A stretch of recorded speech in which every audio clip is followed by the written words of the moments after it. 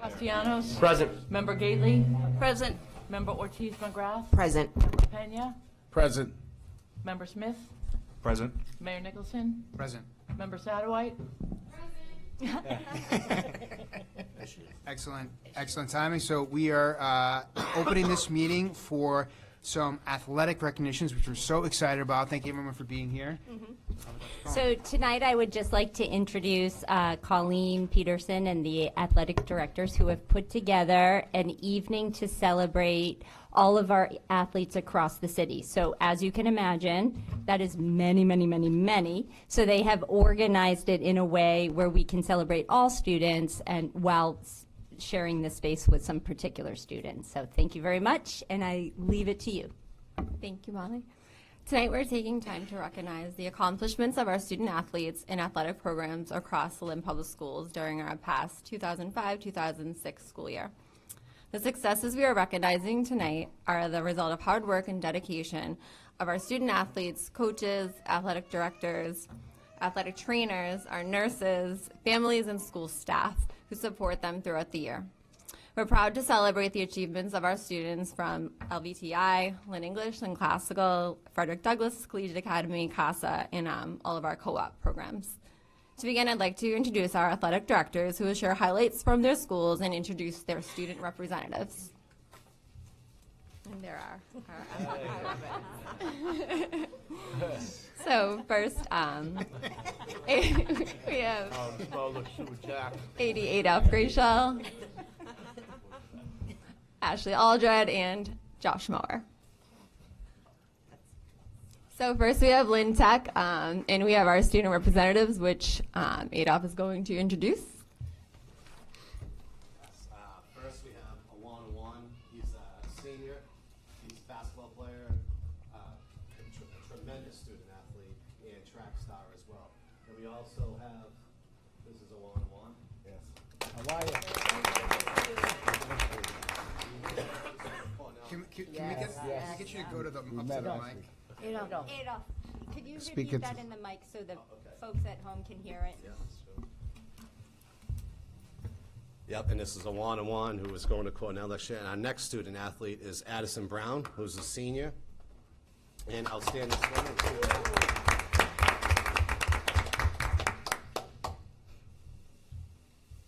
So they're just going to talk a little bit about their accomplishments this year as well, please.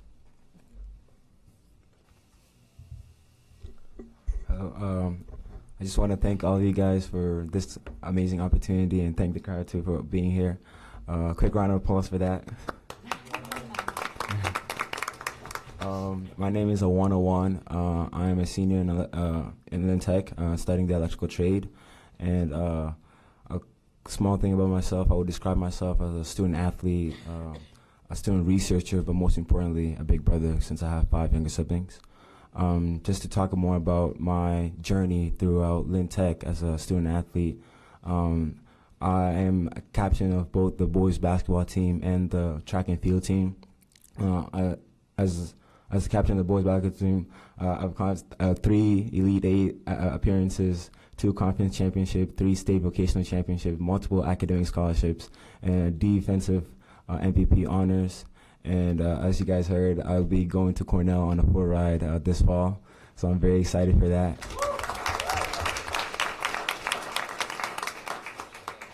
When I was asked to come here, I was just like, wow, I can't wait. And I was thinking about what I was gonna kind of say, and then I was like, during my whole college process, I wrote a lot about me being a student athlete and what that meant for me. And this is a quick excerpt from like one of my supplements to Cornell, and it was asking, what is one activity, club, team, organization, experience, or family responsibility that is especially meaningful to you? And briefly tell us why it's about its significance to you in 100 words. And for me, just thinking about that, I was like, what can I talk about? I do internships at MIT. I do volunteer work. It's like, what is one thing that's so meaningful to me and so that's been so impactful in my life?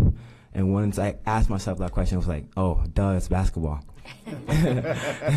Yeah, and then I wrote like, Playing basketball while serving as captain has been one of the most meaningful parts of high school. The brotherhood we have built is unlike anything I've ever experienced. I've played varsity since freshman year. Watching myself grow has been rewarding, but watching us grow together has meant more.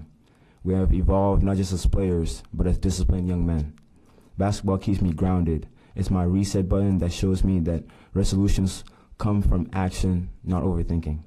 My team became my family. Leading them taught me the responsibility and accountability I hope to carry to Cornell.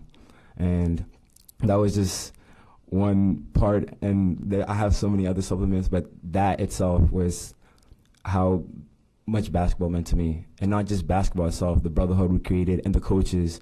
Shout out Corey Bingham. He's, he's an amazing basketball coach, amazing basketball player. Like, he could lace up right now and drop 30 if he wanted to. And like, he's just incredible man, incredible coach, incredible mentor. And now switching to track, a CAC champ. We won the all-city meet a couple days ago. I'm so happy for that. Because St. Mary's beat us in basketball, so I kind of had a grudge. I had to settle it, before I leave. And we had an undefeated season, all-city champs, a two-time all-city champs. I was very proud of that. Just the brotherhood again, and just being able to compete with each other was such an amazing accomplishment. And I started doing track. At first, it was like a little side. Okay, I want to stay in shape for basketball, and then started becoming like a main quest where I would beat, I set school records in 3 events, and then I'm like, wow, I like this. It's kind of simple. It's just like, let's see who can get to the spot the fastest. It's just let's see who can run the fastest. Like, I can run. So it was just like an incredible experience, and just the people. It's always the people. The records, it's amazing. The helping winning championships is amazing, but I feel like it's the connections. And shout out Coach Hogan, amazing coach. A round of applause. The Hogan family has been amazing for the whole Lynn community, and his just as a coach, as a mentor, and just someone that can be on your corner. I feel like having people in your corner is such an important part, and especially as a student athlete. And being a student athlete just hones you and shapes you and develops you as a student. Because with that, it just gives you the discipline. Because for me, it was like there's so much workouts, there's practice, but there's also homework. So it's like, okay, if there's practice at 5, but school ends at 2:30, you have to finish your work at that time. You have to finish your studying. Because you're not doing no homework after practice. You're going to be tired, you're going to be exhausted, you want to go eat, you want to go sleep. So it's just like that time management piece, and that's something I want to carry on in my life. It's something I want to hone, and it's something I'm very proud of. And Lynn Tech, I always say, like, I've been a Tiger all my life, from a Pickering Tiger to a Lynn Tech Tiger, and I'm going to always continue being Tiger, even go Big Red, but, red is the Lynn Tech colors, and I'm very proud to be a Lynn Tech Tiger, and I'm just so grateful for this opportunity. Thank you so much.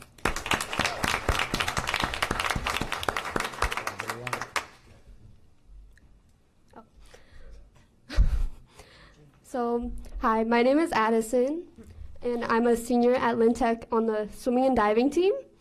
And so, what we have done on the team is that we have had back-to-back, 4-year CAC champions and 3-time city championships. And then we have over 100 students interested in joining the team for the 2nd straight year. And then we have multiple CAC All-Stars, Item All-Stars, and City Award winners. And then we also have very strong team culture built on dedication, sportsmanship, leadership, and Tiger pride. And then we also have leadership helped elevate the program to one of the best seasons in the Lynn Tech swim history. And then a word from Coach Bucko is that Lynn Tech swimming is simply the best. So a little bit about the team is that I've started since my 8th grade year, and every year the team has just gotten better. So when I first started, there wasn't that many people on the team, and then every year they heard more and more about our accomplishments and stuff, and they all wanted to join because it's very good and very healthy to swim and stuff. And then so from the moment that you are there, you are encouraged by the coaches, so Coach Hogan, Coach Bucko, also the diving coach, Coach Don McKinney. And then So like everyone just wants to see you succeed, and then being on this team wasn't just about like racing or winning. It was just about pushing yourself to your limits and like discovering what you are truly capable of. And then every practice for me has always taught me something new about like what I can do. Like it was always mentally challenging, but I knew I could push through it. And then I learned like a lot about like school and stuff because it taught me like how to like have discipline, time management, and like set goals. And yeah, I had like a lot of work ethic for academics because of swimming. Yeah.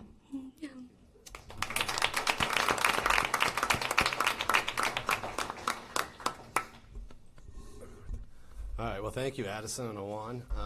Before I begin the slide and talk a little bit about Lynn Tech, I think one of the most important things is the parents and participation that shows up at our games, and our dedicated coaches, and a lot of school committee members that I do see at games, and it really uplifts these kids and it really brings them a sense of pride.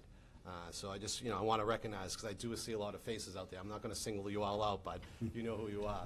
And this year, to our surprise, too, we had our own wrestling matches this year, and we had our first vocational, we had our first state tournament volleyball home game.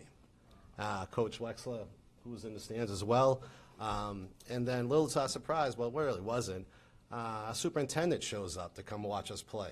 So it's just so uplifting for me and these kids to see that and that sense of pride in coming to Lynn and watching us play. And we don't charge at the gates, too, so that's another important thing. But, before I get going, too, I want to recognize a couple of people. Joe Conlon, who is my assistant, who's always there with us, right by my side. Any issues that come out, we deal with them together with kids and everything. Even in school, we're always checking in on them. Very important person in the athletic department, and also our trainer, Johanna Walsh, who's in the stands as well. Without these people, these athletics don't get off. These people are dedicated. Johanna's last night, she's at the prom giving out the sashes and the crowns. That's how dedicated she is. So it does start with everybody. It's not just me. It's not, it is the coaches, it's the kids, it's everybody. And to me, and since I've been here for 7.5 years as the athletic director in Lynn, and when it came to uniforms and it came to equipment, we kind of struggled with that years in the past. The school committee did approve more of the budget for that, which is great. The fields that we're starting to get, it's really, it's amazing when you see kids out there, and I'm driving by at 7 o'clock at night, and kids are still out there on the fields, and that's what it's all about. Yeah. But one of the most important people that I want to mention is Colleen Peterson. Since I've been in this job, anything I ask for, if we need it, she will go and she'll find it for us. And I think I speak that for most of the athletic directors would say the same thing, but we definitely need a round of applause for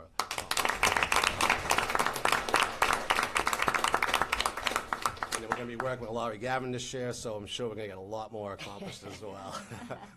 All right, we'll talk back about Tech now. So unified basketball, one of the best sports I've seen. You have a stressful day in your life, you come watch unified basketball. Any anxiety that you have, you come watch that, and the stress is gone. It's amazing. We got Justin Barassa, we got Kim Aldred, and we have John Perry, who run basketball for us. And we have student athletes that are basketball players in the school that come and play with them as well. And what a great reward it is. We had a Jack Riley Defensive Player of the Year recognition. Major improvements in passing, rebound, ball handling, shooting. Almost had an undefeated season last year. I think Justin Barassa made a couple of bad coaching moves, but I won't say that. But somehow, some reason, the score got misread wrong, and we did end up having an undefeated season. So it worked out. Where's the win? LVTI football. Coach James Runner, coaches 3 different sports in our school. He does track, He does outdoor track, indoor track, and football. We qualify. You know, we have a big. I mean, we have a small school. We're a technical school, as you know. We play some tough divisions in our league. We have qualified for the Division MI tournament last year, finishing 4-3 in the regular season. 2009, they won the vocational championship. So the football team the kids are always dedicated. They're always there. You know, we love playing at Manning Field, but now we're going to play a few games at our home field as well. But football is definitely up on the rise, more and more kids. And that's another thing. I've seen so many more kids coming out for tryouts. The numbers are just rising astronomically. It's unbelievable. Our football cheerleaders and basketball, and it's LVTI football, basketball, and cheerleading. Coach Brittany Legault is the head coach. Since she's been head coach, she's been head coach for 5 years now. Previously, cheering competitions were in one competition. Since she's taken over as head coach, they average 3 per season. They haven't won it all yet, but they are making great gains, and we're getting tons of compliments when we do go to the cheering competition. So, you know, shout out to Coach Brittany Legault. Cross country, indoor track. You're going to be hearing this name a lot. It's coached by Mr. Hogan himself. Cross country, you know, they won the CAC regular season for both boys and girls. They placed second in the CAC meet at the end of the season. Indoor track as well, so that kind of gets carried right over. We finished second place in the CAC, but we have, you know, numerous. Now we actually run at the Reggie Lewis Center, so we do have kids that qualify and to go on to the States, so which is great. Hopefully someday, I believe Coach Hogan's working on getting that electric timing in at Manning Field, but hopefully that works out. Girls and boys volleyball coach is Caitlin Wexler again. We were the CAC small conference champions. First time we've had a banner put up. I had to get a banner for that one. That was great. They made it to the Sweet 16 appearance in the state tournaments. That was for the girls. Like I said, we had our first home game last year, and it was amazing because this team has traveled. I mean, with the MIA tournaments now, they go by power rankings. You can travel 3 hours away in the Midwestern states. So we finally got a home game, and we played Mystic Valley, who was in our conference. So I didn't get that part. But for boys volleyball, they won this year. We fell a little short. We won 9 games, just missed the playoffs, just missed the MIA tournament. We had quite an accomplishment this year from senior Elma Duran, who recorded his 1,000 assists, first time in Lynn Tech history that has happened. And this program is only 4 years old as well, so incredible. So LVTI girls basketball, Coach Wexler again. 5 years in a row, the MIA tournament, we've made appearances, multiple student athlete recognitions. This year we've had Allison Morales score 1,000 points. Last year we had Angie Bingham score 1,000 points. We have the new banners up showing that. You know, it's always people coming in the gym, they're always looking up. That's the first thing they look at. Even previous scorers, previous people that went to Tech, they always ask me, when you going to get the new banner? And now it's up, and they're always smiling at me instead of me hiding from them. LVTI boys and girls soccer. As you can see, J.D. Perry, Jocelyn Guzman, and Kim Aldred are the coaches.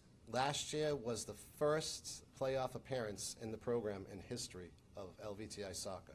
And like I said, this is a result of new uniforms, new fields, kids showing up to try out. It's unbelievable. I mean, we have the numbers. It's unbelievable. We finished 10-8. That was the largest, like I said, participation and numbers in the program history. For the boys, they fell a little short last year. They finished third in the CAC, but previous years they've been to the Final 16 two years in a row. Coach Eric Moreno does a great job with them. So we're looking this year, you know, we're hopefully going to go forward and get back to where we were in our conference. And our conference and the CAC conference, we're in the Commonwealth Athletic Conference, which is a little bit different from the other two high schools. We're in the GBL.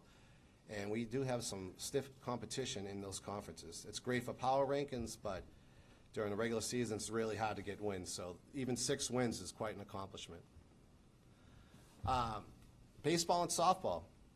So the boys' baseball team qualified again this year. We qualified for the MIA tournament and the vocational playoffs. We're going to Carver tomorrow to play into the first round. They have doubled their numbers. They have doubled the numbers of wins compared to last season, which is a great job by Eddie Lewis, the coach, and the staff. We had a record-breaking number of runs scored this season, and 162. 89 of those were runs that were scored in the first 4 games of the season. So currently, we have almost 200 runs on the season. So the team is doing very well. So we'll see how everything goes out tomorrow. And that's the 4th consecutive playoff appearance in 5 years. So quite an accomplishment. Girls softball. Yeah, the numbers in the past have been, we had a JV team, then we had to split it in between a varsity team because the numbers have fallen off, but now they're starting to be on the rise as well. We had 25 girls on the junior varsity, this team, as well as the varsity team. So we had over 45 girls that tried out for softball this year. So you can see it, the numbers are just rising, and they all maintain an A-B average in their shops and academics. And for wrestling, it was great. We have what we call the Lynn Jets. It's all 3 high schools combined. I believe the mayor and Ms. Cohen have started this wrestling program years ago. It has come beyond. It's unbelievable. We had a meet last year. We had 2 home meets last year. It was incredible.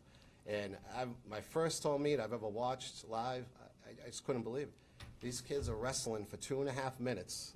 I don't know how they do it. And you have to win 2 out of 3. It's a match. I mean, it's going on. It takes a long time, but I mean, the endurance and the commitment and we have Coach Cause, who is in it, who does it. We co-op this year with St. Mary's and all the other 2 Lynn teams. And this season, we've had a winning record. So this another thing. Wrestling is on the rise as well. And I'll go back. So that's it for Lynn Tech Sports. Thank you very much.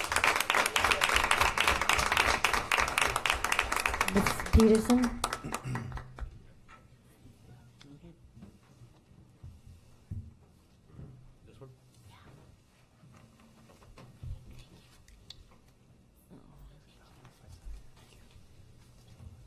Good evening, everyone. I'm Ashley Alder, the athletic director at Lynn English. I'm going to introduce some of our athletes that are here. We have Josiah Peralta, plays sophomore basketball and football. I don't believe Jayliana made it. She told me she might get caught up at practice tonight, which looks like happened. She's here. I kept looking for you. Even better.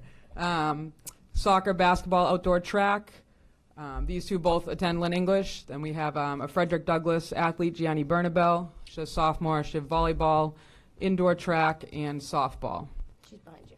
There she is. And then we have Abel Crossley. He goes to CASA, and he is a member of the Lynn Jets hockey program. Welcome, everyone. Thank you. All right, we're going to start off with Josiah with boys basketball and football. Hello, thank you guys for having all of us. My name is Josiah Peralta. I play basketball and football at Lynn English High School, and I'm a sophomore. For our boys basketball team, we had a sophomore, Isaac Yankee, which was a GBL All-Star, which is a big accomplishment for him. Our team bonded over getting our coach his first varsity win, Coach Dina. He's helped us tremendously over the years. And I actually just came from a basketball game where we beat Classical by 20. So. Well done. Well done. Our football team, we had a very good year this year. We were GBL champs. We were 6-0 in GBL play. We had Shane Nolan Samard, which is one of the best athletes I've seen while I played football. He was the Greater Boston League MVP. Some other All-Stars, we had Xavier Beauchamp, Jason Prosper, Aiden Soto, Jamal Boyd, Jason McDonald, and Ryan Oon. Coach McDonald has helped us a lot. He's changed his program for us. He's been there with us during lifts every day. He comes and just helps us with everything that we need. Anything that we need, he's always there for us. Just to touch on football a little bit more, Shane Knowlton Samard has received a full boat to Choate Academy in Connecticut. He has also got 2 Division I full scholarship offers, one being Albany. I cannot remember the second, so thank you, Virginia Military Institution. So we are extremely proud of him, and something you don't really see in football is Shane and Xavier both rushed for over 1,500 yards. If anyone knows football, it's very uncommon for even one athlete on the team to do that, but to have 2 was amazing. So to watch them play this year was a lot of fun. All right, we're going to hand it over to Jay Liana for soccer, basketball. Hello, everyone. My name is Jayliana Concepcion. I'm a 10th grader. I attend Lynn English High School. And for girls soccer, last year was my first time playing soccer ever. The team was very accepting, you know. There was great support all around. And one of our major accomplishments was having a team GPA of 3.5. We also had a lot of players, 6 players, with a 4.0 GPA or higher. Season, you know, didn't go well, but in the classroom, high achievers. Right. Yep. And for girls basketball, I want to go over last year first. Last year was one of our most successful years. We made an appearance to the playoffs. And me being a freshman last year, it was a great experience. Even though we lost, it taught me how to push myself, you know. We had a little obstacles, so I got to play a lot during that game, and it helped me throughout this season too. This season we fell a bit short, but I had a lot of girls around me who were hardworking, showing up to practice every day. They didn't let any of the obstacles in front of us discourage them, and we also have a new coaching staff going into the next year, so I'm very excited for that. For academics, we had a team GPA of 3.0 and 14 out of 24 students with a 3.0 or higher.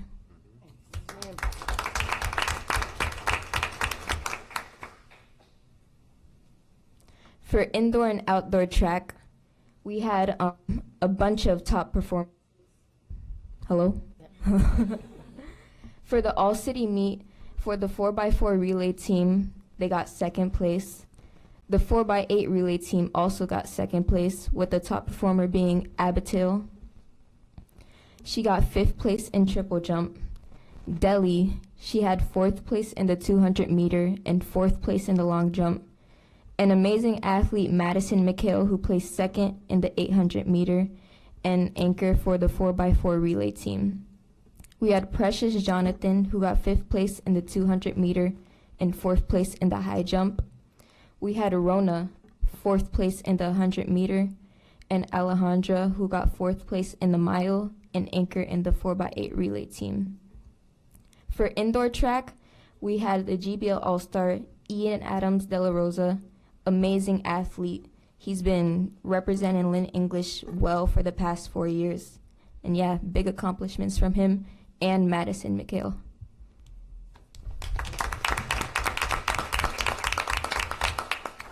You're going to hand it over to Gianni to talk about softball and volleyball. Good afternoon, everyone. My name is Gianni Bernabel, and I attend Frederick Douglass Collegiate Academy, and I play volleyball and softball at Lynn English.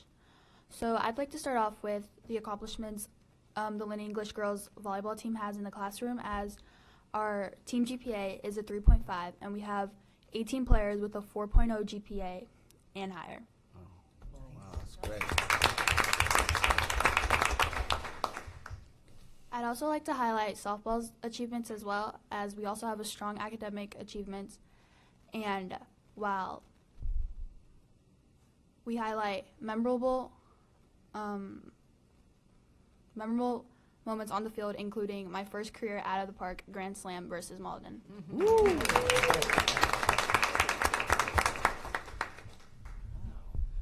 All right, and then we have Abel here, who is,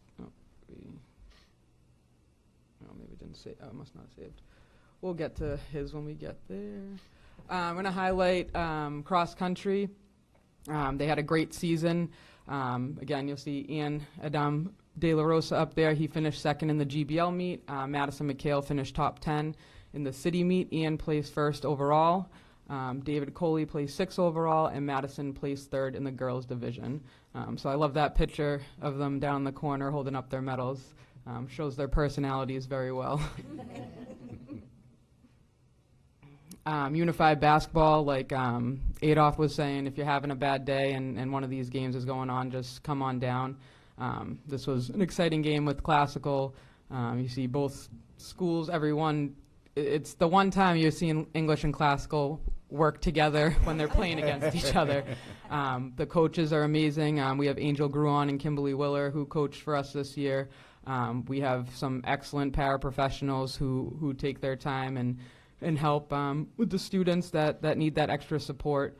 We went 3-2 in the season, and they had an excellent time at the end of the season jamboree that was hosted at Malden High. So some of my favorite kids up there.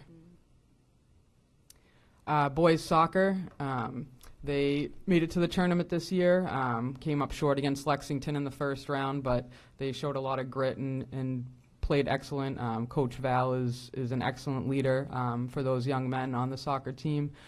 We had 2 GBL All-Stars, Jose Licardi and Alejandro Zayas, but they were a great fun team to watch this year. And as you can see, one of our matches this year was a nice 1-0 win against Classical. Lynn English boys volleyball, for the first time in the program, they made the tournament this year. They clinched it on May 16th against Salem, which was awesome. We drove up to Nipmuc Regional High yesterday. They played excellent. They came up short, losing 3-1, but they were in every set, only lost the 3 sets by a couple points each time. So it was great to see them compete yesterday and have a great season. These students in particular, I coached softball here for the last 9 years, so I didn't know many spring athletes, so getting to know this group of students was really awesome. I mean, there's some phenomenal kids on this team that are doing great things and going to college, and I'm excited to see what their future holds for them. This is a very exciting play. I don't know if we can hit play on the video here. They had a walk-off win against Malden here. The bases are loaded. You'll see Kyle Furlong lay down a bunt.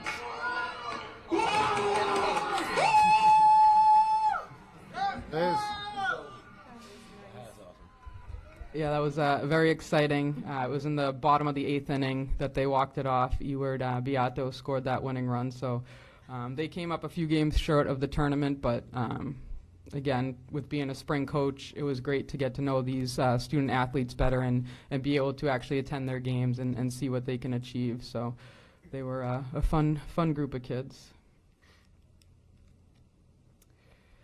Boys and girls tennis. We had kind of a brand new boys tennis team this year. Boys volleyball has kind of taken some of our tennis players, unfortunately, and then a lot of kids graduated last year. But we had a freshman named Praise who had never played tennis before, and he ascended to the top really quickly, taking the #1 singles role, won a couple matches this year. So it was great to see him do well and see them kind of get better over time. Hope one day you can all meet him. He's a very funny kid. Girls tennis, I think the last couple years has been a struggle getting some wins, but they won 3 matches this year. So again, another sport that I never really got to watch previously, but it was fun to watch them play and compete and see the honesty, because there's no officials in high school tennis, so it's you being honest if the ball is in or out. So it's nice to see that. Lynn English Golf, we co-op with Lynn Tech. We made the tournament this year. They did good we had a GBL, it's called a shootout. We placed second in that, but in the MIA tournament, we had 6 golfers enter who did fairly well. Riley Driscoll from LVTI is an incredible golfer. If anyone ever has the time to catch him in the fall, he's incredible, could really go somewhere with it. Jacoby Camo, who attends Lynn English, was also an all-star. Lynn English cheerleading, the picture on the left-hand side is our competition team. The picture on the right is from the fall season. we had about 21 students cheer in the fall, and that number went up to 33 in the winter. So we actually had a JV program that cheered at the JV basketball games this year, which, again, I worked the clock for basketball for about the last 8 or 9 years, and this is the first year I've seen a JV cheering squad. So it was great to see. And 18 of those 33 in the winter had a 3.0 or higher GPA. We have Lynn Jets hockey that Abel plays on. They unfortunately came up 1 goal short in overtime. They needed to win the last game of the season, and it was tough. They played Bishop Fenwick, and the first time Bishop Fenwick beat us pretty well. So it was great to see them improve over the season to come up with that. Just unfortunately 1 goal short. A couple all-stars that attend Lynn Tech: Nick Danino, Mark Post, Aaron Cook. We co-op with Salem High. He attended there. That's all I have, but just again, a shout out to Colleen for everything she does for us. We'd definitely be lost without her, and she does more than a lot of people think, so thank you to her. Also, thank you to Kerry King. He's my assistant who does a lot. Again, things that people don't realize how much help we get in those roles. Our trainer, Ada Napoli, so thankful we had him. The fall season without a trainer up until about mid-October was very tough. And then lastly, huge shout out to Dr. Pena. He couldn't be here tonight. We have our junior ROTC awards at Lynn English, but his leadership has been nothing short of amazing in my first year in this role. So thank you. Thank you, Ashley. If you guys would stay for a minute, what we were presenting, Mrs.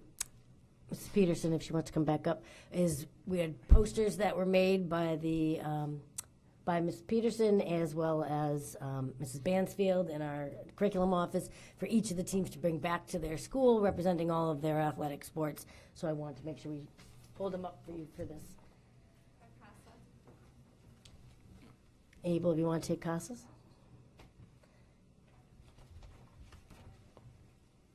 Maybe you guys could just turn them around so the whole committee can see them. Just something to hang in school to list all their sports and their colors. And there's the Lynn Tech. Thank you, all of you, so much. Appreciate you guys coming tonight and sharing. Thank you.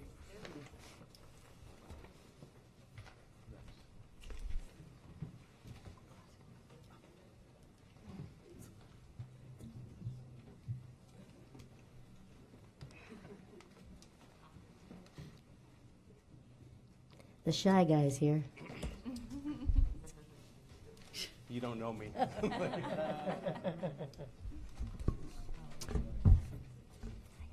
Hi, good evening. I'm Josh Moa, the athletic director of Lynn Classical. At this time, before we start, I'm going to invite Divine Abuda up. And I know Finn sent me a message that he couldn't make it, and I don't think Mariana De Leon is here. But she may stop in, hopefully. Perfect. She is fast. She runs track, so it's like lightning. It'll be real quick. So Classical had a great year in a lot of sports. We continue to have a great year. Our spring season's still going on, so we can't share too many highlights yet, but hopefully after tomorrow we can share some more.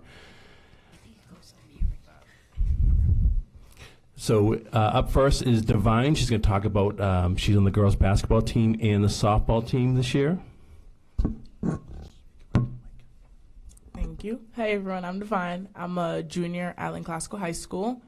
First I'll talk about softball because it's new to this. Never played this sport before. It's very different. I used to be a one-sport athlete for like 4 years, and I was like, okay, well, maybe I can try something else. I'm working on it for my hand-eye coordination, helps me with basketball too, so something new for me. So for softball, my first year doing it, I got my first career hit, just one, but coming up. And I got to witness one of our seniors, Brooke Braswell. She got her 100th hit, and it was a home run too to add to that, so it was amazing. And I'm so happy for her. But honestly, I really don't know a lot about the sport. I'm still learning, but with time. And then for basketball, that I can go on about, but that's my area, my space. My coach is in the crowd, Coach Sawyer. Hi. We finished 12-4 in the regular season, and I've been on the varsity team since my freshman year. And I've got to grow up with the team and learn a lot about the team.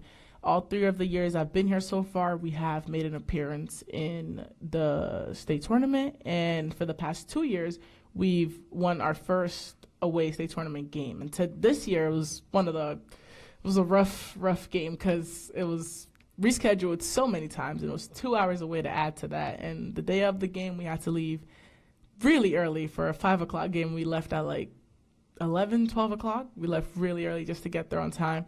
But, we went there, we did what we had to do all the way to Falmouth, and our softball game is also really close in Dartmouth, so it's equally as far. So I hope we can come back with the same things we came back with for basketball. I haven't heard a lot of good things about classical tonight, but for basketball at least, we are, in my years, we've been doing really good against Lynn English at least. So, so we're, in that aspect, we can hold up the trophies at least. So, nope, beat them both times. The first time, second time, unfortunately, was their senior night. So sorry, but I had to get it done. But I'm a GBL All-Star for my freshman year, my sophomore year, and my junior year. So thank you, Coach Sawyer, for nominating me and stuff. We have a lot of GBL All-Stars for classical too. This year we had me, a senior Jada, a senior Evelyn, and another senior,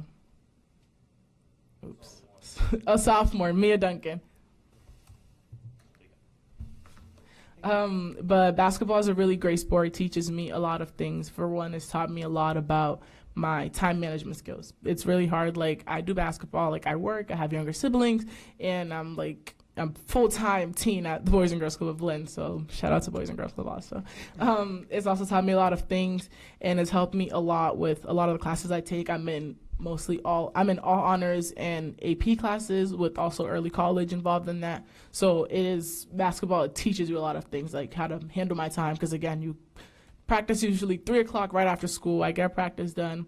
Afterwards, I go to Boys and Girls Club for a little bit, and I have to figure out how to handle all that. And then the weekend I'm working, I have little siblings to take care of, and basketball really helped me and taught me a lot on how to manage my time. So it's a great sport.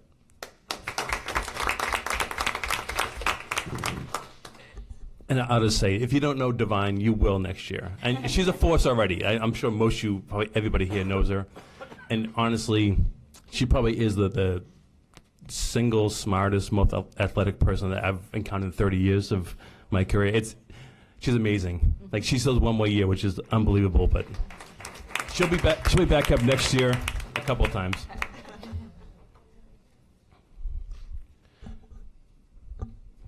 So next we're going to talk a little bit about our classical baseball team. They have a game tomorrow, a tournament game tomorrow at Marblehead. So it's nice and close, so people can definitely go. Please go.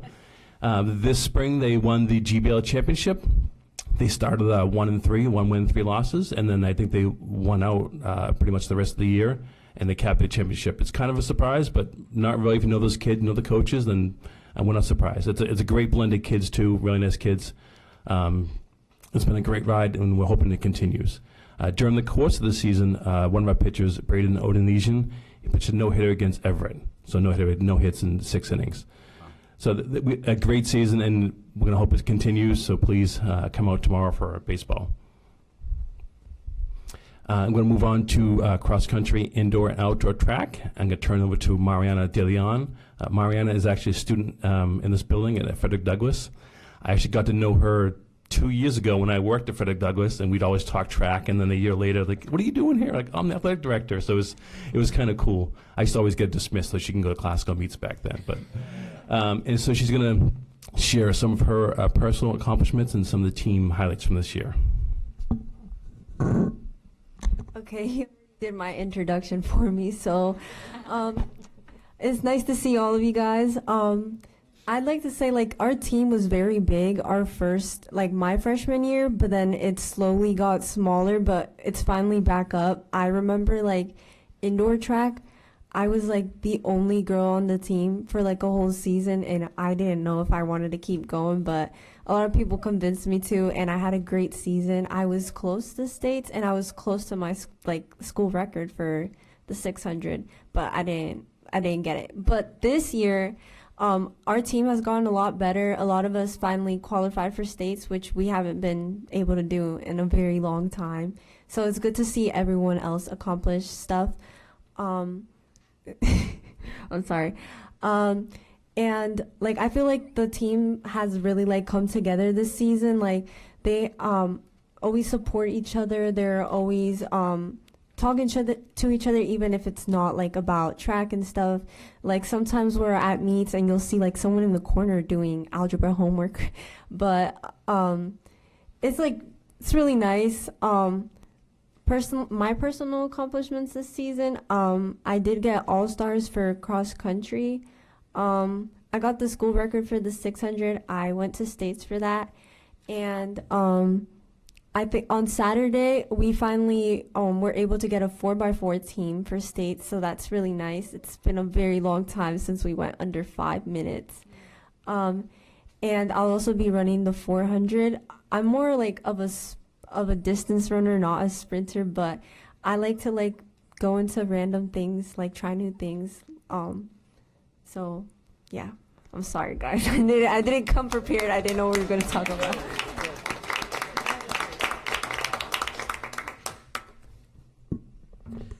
So Mariana mentioned states. We actually have they split the state meets up in 2 parts. So we have one runner running right now. She might have finished already. She's that fast. Bianca, right? Chrysalin?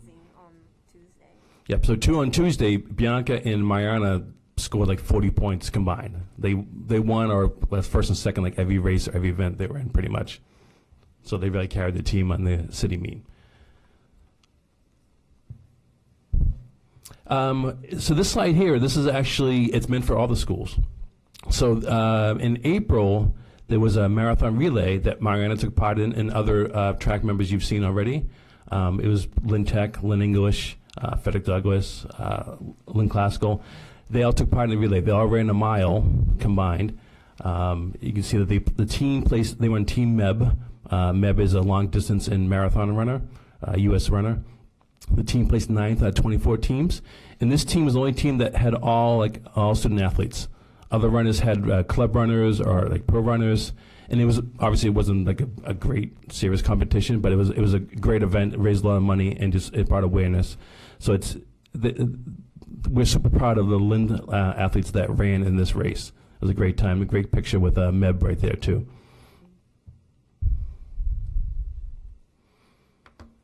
On to football here. And there's a little paragraph, I know it's small to read, but the paragraph mentions how our first game under our new coach, Coach Brian Smith, was in a monsoon. And that picture there was taken by a Lynn Classical student, Brandon Sock. And I think that was probably the driest part of the night. It was really bad. Looking back, we probably should not have played that night. But it was, in some ways, it was good. It was the first game of the year. It set the tone that we're playing through this. We're going to be rammed tough. We're going to coach through it. We're going to play through it. And the players realized you're going to have to be committed. We're doing this. And we lost that game, but it was close. We took a couple games to find our stride for football, but by October, we had won 3 in a row. We almost went undefeated for that month. We lost the last game in overtime. And it's just a great group of kids. Coach Smith came on in August. So they didn't have a full off-season workout with the team, but they're working out now. I can tell you that. You've probably seen some of the Facebook pictures and videos. They're working hard in the weight room. We expect great things for this fall. And boys basketball is probably the highlight of the year so far. They had an unbelievable season, unbelievable run, as did many of the basketball teams in the city of Lynn. Lynn was where it was at for basketball this year. The boys basketball team was a second 2-time GBL champion. They had some really great games. One great game, actually probably the best in-person game I've seen, was when the team traveled down to Chelsea and they're down by 9 with a minute to go in the game. And you always think, yeah, there's a chance, but it was the way they came back and fought hard, and they won in regulation time was amazing. Shai Bab hit a running 3-pointer. It was an incredible scene. It was a great game, and just super proud to be part of that team and just part of the ride. During the course of the season, we had 4 senior starters. They're all MVP. They're all all-stars in the league, with Shai Bab being the MVP of the league. A great group of kids. We're going to miss them, and it's going to have to be next man up for next year. So during the tournament, they made a run to the Final Four. So they went up to Tewksbury and beat them in the Elite Eight, which pushed them into the Final Four, where they did lose to Salem. But if you've seen Salem play basketball this year, you can understand why. Like, we were probably the second best in the division. If we played anybody else but Salem, I'm pretty sure that we would have been like second. They were a great team, and I wouldn't mind a rematch just to see how it turns out. So it was a great. It's a great program we have going, and there's a saying I think people know, like, in Coach Avery we trust. A great coach, he's been there a long time, and I'm proud to have him as a coach. Our girls and boys volleyball team, they're both in a great program run by our coach Crystal Blank. Our girls team they were undefeated this past year in the GBL. I think they had 2 losses the whole year before the tournament. They were led by Brooke Braswell, who was the league MVP, and she took her game into another. She was great last year, but she took her game to another level this year, and really fantastic. They won the city championship early on in the year, and they won their first tournament game and lost to Linfield in the second round in a close match. Super proud of the volleyball team that they're just going to reload next year. So we're expecting great things as usual. The boys volleyball team, which is going on right now, they have a tournament game tomorrow. They also captured the city championship, and they're going to play Greater Lowell Tech tomorrow. That's a home game at Classical. I expect to see Superintendent Cohen there. She's been there a couple of times. She knows all the rules now, so she'll be right on it. So please, you guys can get them for free. Everybody's free, but you guys are getting especially free, extra free. So please come down at 6 o'clock and cheer our team on. We could use it. Volleyball is a great sport. If you haven't seen it, it's really exciting. There's a point scored. It's a rally scoring, a point scored back and forth on every serve. So it's super fun. The fans get into it. It's really competitive. It's just a fantastic sport. So our unified basketball team, they were actually in that picture with Lynn English, and everything you hear about that is true. It's an amazing group of kids. It's all like fun. It smiles everywhere. And those kids sometimes they really go at it. They love it, and they should love it. It's a great sport. They do a great job. We have a lot of great coaches. We coach Joe Casper coaches us. Casey Mello is part of the team, and just the way they bring the kids along and really teach them fundamentals, and the kids love playing that game. We did go undefeated this year. I do have a banner. The team hasn't seen it yet, but I have a banner that I want to take a picture with them and hang it up. They deserved it. So we also have a basketball and football cheering team. We've had 33 cheerleaders participating during the season. That's some basketball, some football combined, 33. Obviously a lot of overlap. 16 honor roll students are on the team. Again, so they're essentially they're part of the team. Like, they're noticeable when they're there, and they're noticeable if they're not there. So they're the home games. Sometimes we can get some of the cheerleaders dressed in the Ram costume, and of course the fans love that. So we do appreciate our cheerleaders. So the swim team, for the past couple of years, we've combined classical and English on the swim team. They swim under the Lynn Classical name, but next year I think we're moving just to the Lynn Jets. It'll just be one unified team, which makes sense. We do have 4 all-stars. One of them goes to Frederick Douglass, Jason Silver. The other 3 on there, Madison, Kate, and Solomon, are actually Lynn English students. So this year, they weren't any classical students, but you wouldn't, if you go to these meets, you don't know who's classical English or any of the schools. You really have to go on the meets. It is a family event, kind of. You feel it's a community event. So the coach in the center there, Denise Silva, she's been coaching, I think this whole century. Like, I think she started in the 1990s. Like, so she's been there a long time. Is she here, Coach Silver? No,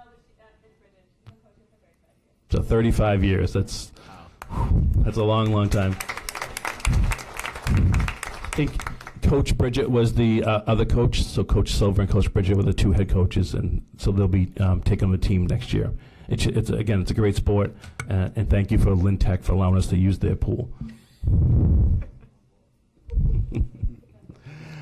Our boys and girls soccer team are pretty competitive. The boys, they finished, I can't even see it, second, third in the GBL.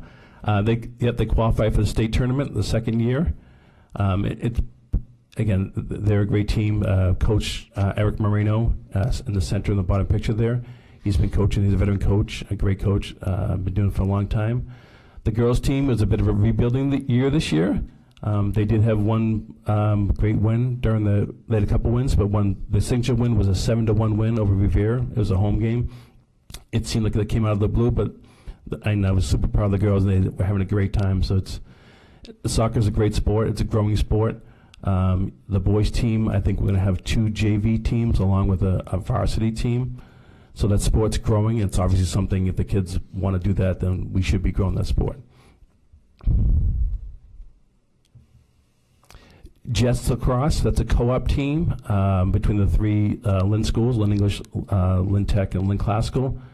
And again, it's one of those sports you wouldn't know it's a co-op by seeing them. The kids get along great. There hasn't been any issues. They've also been co-op for a long time, so they just know how it is. Coach Peter Papagenopoulos is a 19-year coach. So we've had a lot of coaches who've been coaching a lot of years, and they do a good job. This year they were competitive in a lot of games. They actually, I think they finished 500 in the GBL. They missed the playoffs by 2 games, so if they won 2 more games, they would have been into the playoffs. One of the players' parents takes a lot of pictures, so that picture on the right is a senior day picture. I pulled up for Facebook. That's from Kristen Briggs, just so I give her credit for the picture. It's a great picture, a picture of the seniors in the shadows, just like that. So it's a pretty cool picture. So their big win this year was an overtime game winner. They're playing Saugus, and classical player, student athlete Alex Waterman scored that goal. So that was a big time goal, and the kids were super excited.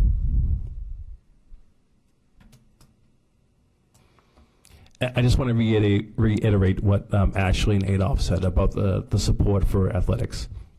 And it comes from the top, you guys obviously as well, and you guys are always, you do a great job passing the budget and keeping athletics where it is. We appreciate that because it doesn't happen. You hear a lot of we talk to other ADs and you hear a lot going on that there are budget cuts or they charge to play a sport. Like Lynn students are not charged, and that makes a huge, huge difference. I also want to make sure we thank Colleen Peterson again, and others have, but she has been really great. And I've worked downtown with different people in that position, and she's been really good. So I appreciate her. I do always warn her that if she's not nice to me, I'll go back and change her grade from 30 years ago. I had her 30 years ago in class, so I hold that over her head, so she has to be nice to me at least. But she's also nice to Adolph and Ashley, so that's fair. Obviously the school administration, they support athletics. They go to events if I need help with something, they're there. They go to the home games and tournament games. Whatever we really need, they're there to support the programs. So I don't know if you guys have any questions for not just me, but Adolph or Ashley, and bring them back up if you want. Any questions? No. All right. Awesome. Okay. Thank you. Thank you so much.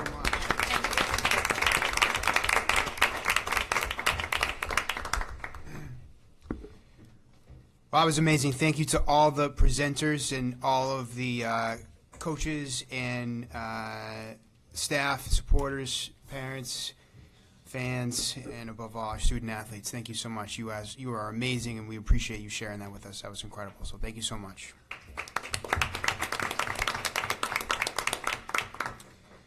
All right, I'll take a motion to adjourn the committee of the whole. Motion to adjourn. Second. All in favor? Aye. Aye. All right. Now we move into the open mic portion of the evening. Thank you. The open mic session is designed to provide an opportunity for citizens to express their views on matters of concern to the school committee. The sessions are not designed to encourage debate or lengthy exchange of views, but are to have the committee understand numerous points of view. The committee would appreciate speakers keeping their presentation to 3 minutes in order to accommodate as many people as time permits. The chair reserves the right to limit the number of speakers on the same topic to 3. All speakers must be at least 18 years of age or enrolled in high school in the public schools district and having discussed their views with a student government representative. The chair reserves the right to rule the speaker out of order if they feel that the speaker's comments are personal in nature. If a speaker's comments are directed at a school committee member or a member of school administration in attendance, that member, through the chair, may address the individual. First person is Rich Germano. State your name and address, please. I'm just going to sit in solidarity. I'm not talking. Rich Germano, Oak Ridge Road, Lynn, Mass. Rick Desseles, 40 LaBelle Road. I'm here to talk to you, the school committee. I came a couple of meetings ago. We're having cuts in our union again. Five clerical positions were cut. I've talked to Superintendent Cohen. She's not going to want me to keep saying this, but I find it amazing that you cut one administrative assistant and that job got filled with a grant, yet there's 5 clerks. One of them is in a position now for 12 years. She's going to lose her job. She's going to have to bid on something. I know the superintendent has tried everything to do what's right and hopefully keep her there, but in the meantime, we have not had a contract, and we've been out, and there's been problems there. But these years ago, Patrick Tutwell, a couple of years, remember, he was great with us. There was so many administrative jobs we were getting concerned, and he created floated positions. And this also cuts 2 floaters out of there, so that covers schools, and there will be no coverage. And there was a deal made that we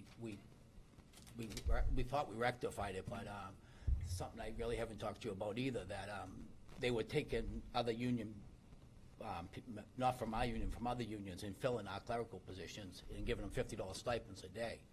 They did it behind our back. They made an agreement with us, it stopped, but cutting these floaters is going to cause a problem again by doing that. And, you know, I could go on and on.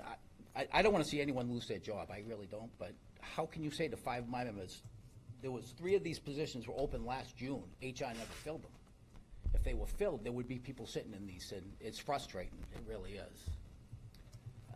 We have a payroll department that's waiting for a contract. My members are being approached by people of the bargaining unit, managers down here, telling them that we're going to blow this contract up. It's going to be my fault. They're not going to get money. They're not going to get retroactive pay. They're not going to get a contract. It's my fault somehow. When I'm having a problem with them, and I ask you, I sent an email for freedom of information to the superintendent and HR, and the compliance officer replied that he doesn't have to respond to me over this because of some law I haven't found yet. I asked our lawyers, no answer. They don't understand why, but as you oversee them, I would ask, go back 4 or 5 years. The amount of administration that has been added to this department is incredible, probably 40, 50. And how many clerical positions have been cut or not added? So, at least with Patrick Tutwell, you could talk to him and he would do this. I do have faith in Molly, Superintendent Cohen, that she will help. But right now, I have to look my members in the face and tell them we don't have a contract. People are saying things down here, winding them up, and I was misled by somebody on the management team too about creating a job, and I was lied to basically about it, and now they're saying no, they're not.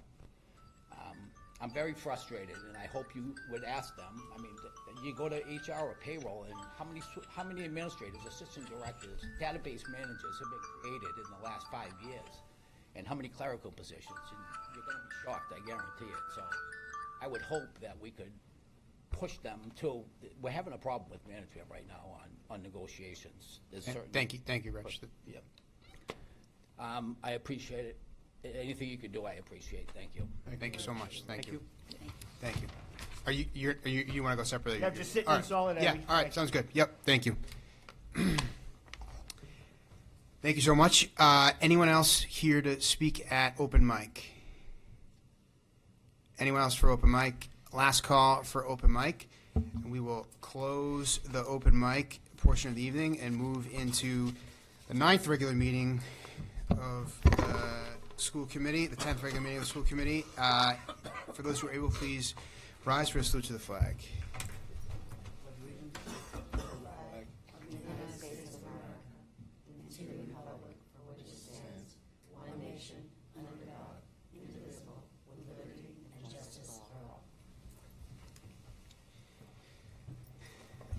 Thank you.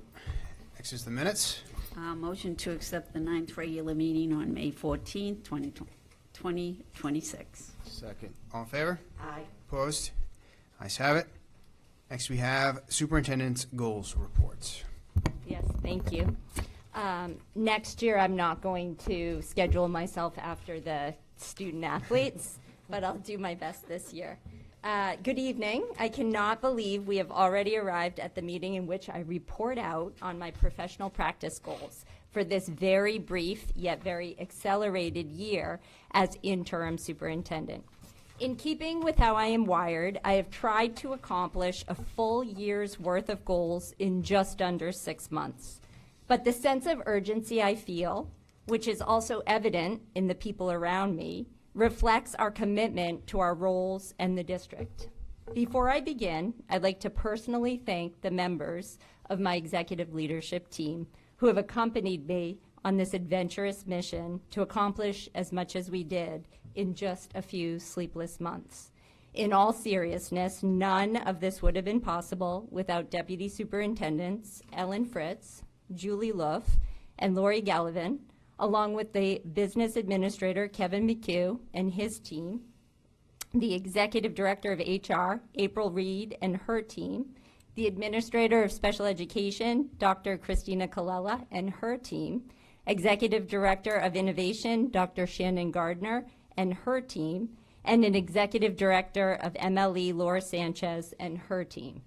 I'd also like to extend my sincere gratitude to the principal cabinet, teachers cabinet, students cabinet, and principals and teachers who trusted us to lead during this transition, along with the Teachers Union, LSAA, the Vice Principal Association, 1736, Teamsters, and the Nurses Unit, who also collaborated with us during a very complicated budget season.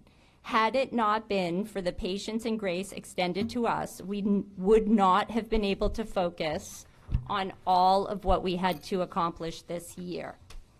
My entry plan was designed to stabilize the system while strengthening the instruction and trust. Tonight, I will show how that takes place. Oops. Yeah, I don't know why it's moving. There we go. All right.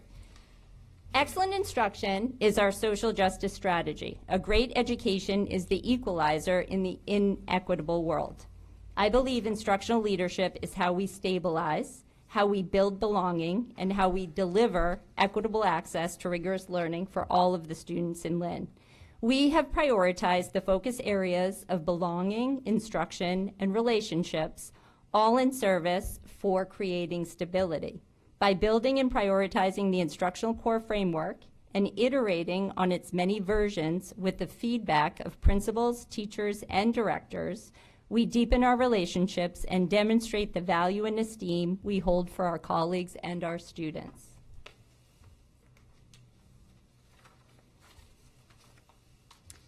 In service to excellent instruction, we enacted action steps that leverage the principal-director meetings, district instructional leadership team meetings, and executive leadership team meetings as the foundational spaces for aligning our practices with professional development. We also built opportunities in our principal and teacher cabinets, teacher professional development advisory group, and Family and Community Engagement Council to share their experiences and provide input. We are finalizing a professional development plan mapped to our instructional core framework. We have finalized the district Look for a Walkthrough tool, which will monitor instruction regularly, and we are creating data and feedback cycles in partnership with principals and directors to monitor our district improvement plan and department and school improvement plans. We have shared our final draft of the district improvement plan with the teacher cabinet and look forward to sharing that final draft with you in June. School and district leaders are aligning their school and department improvement plans to the district improvement plan to ensure cohesion across the system. We have received very encouraging reactions to the district improvement plan and look forward to the school improvement plans that are underway. It's really important that I pause here and thank the principals and directors for collaborating on this accelerated time frame. For years, we have been off the appropriate school improvement planning cycle where we build in the spring so schools can begin in the new school year in the fall with their compass.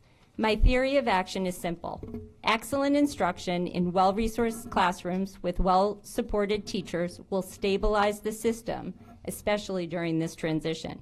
We had to build the plans now so teachers can know what to expect when they return in the fall. This is no easy task, and one everyone has embraced with a sense of urgency. My second goal was firmly rooted in belonging and relationships.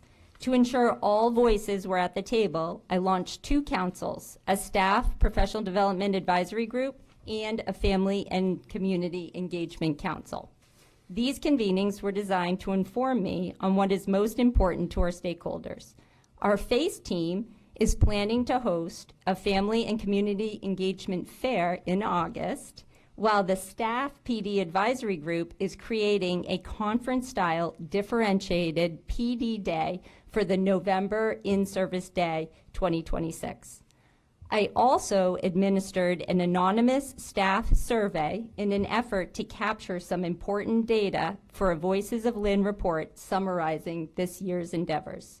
The feedback solicited in these meetings and in this survey will continue to inform our future plans for making the Lynn Public Schools an even stronger and more aligned district.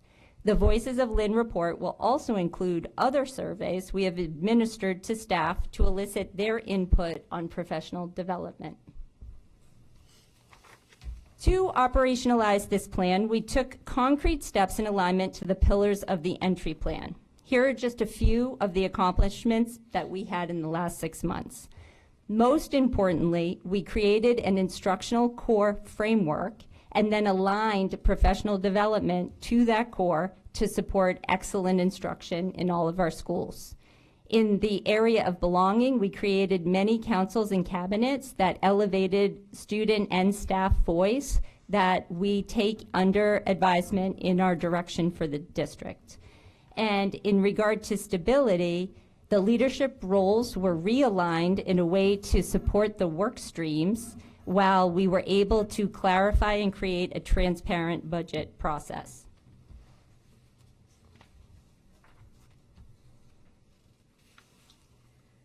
Here are just a few examples of some snapshots of work samples. These are aligned to the instructional core.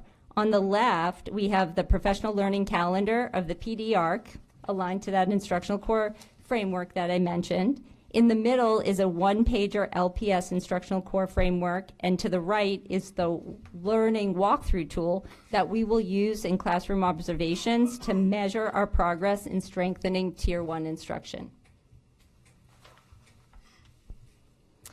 There are many things that happen behind the scenes of this superintendent. One of the most important goals I had was ensuring stability during this unusual year.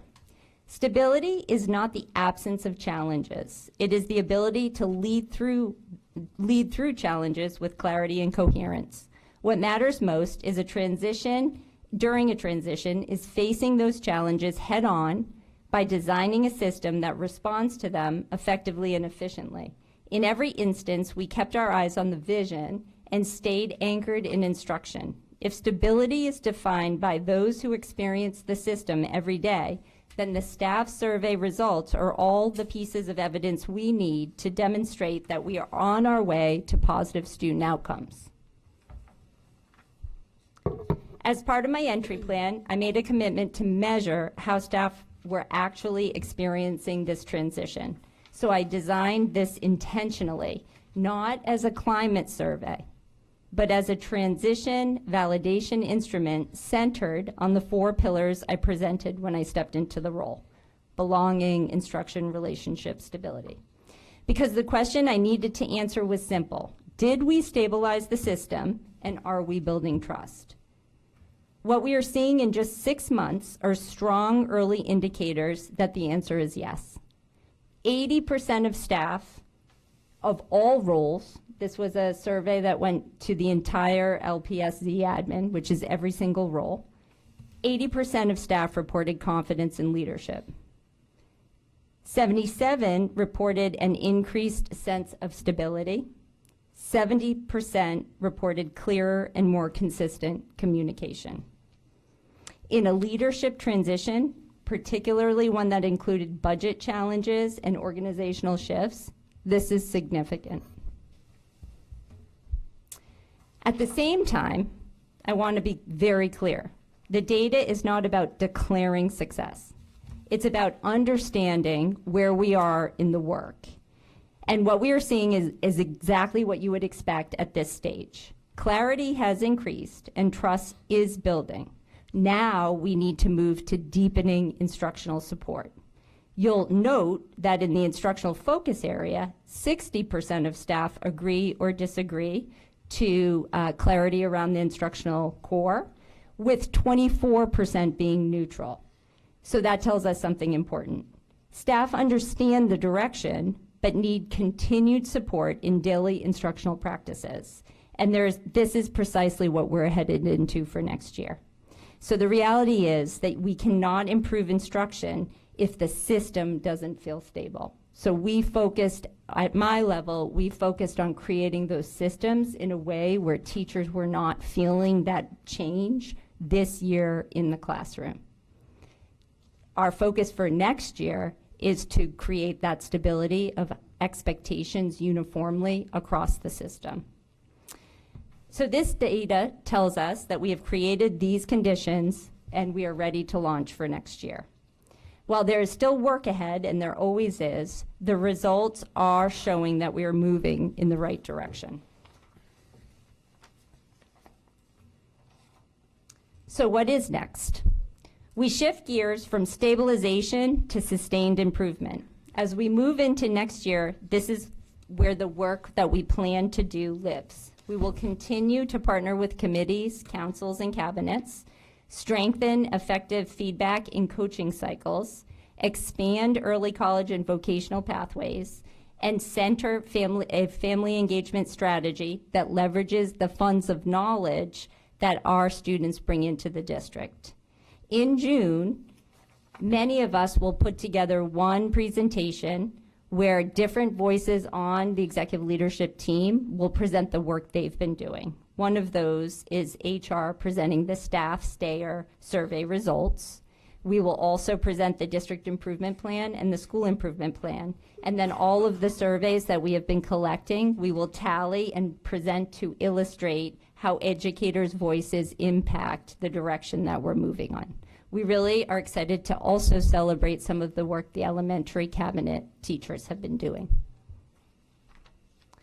So this is really it. In 6 months during this transition period, we have moved from uncertainty to stability, from isolated activity to coherence, and a shared system focused on instruction and teacher and student experience. Thank you for listening, and I look forward to engaging in conversation. Thank you so much, Superintendent Cohen.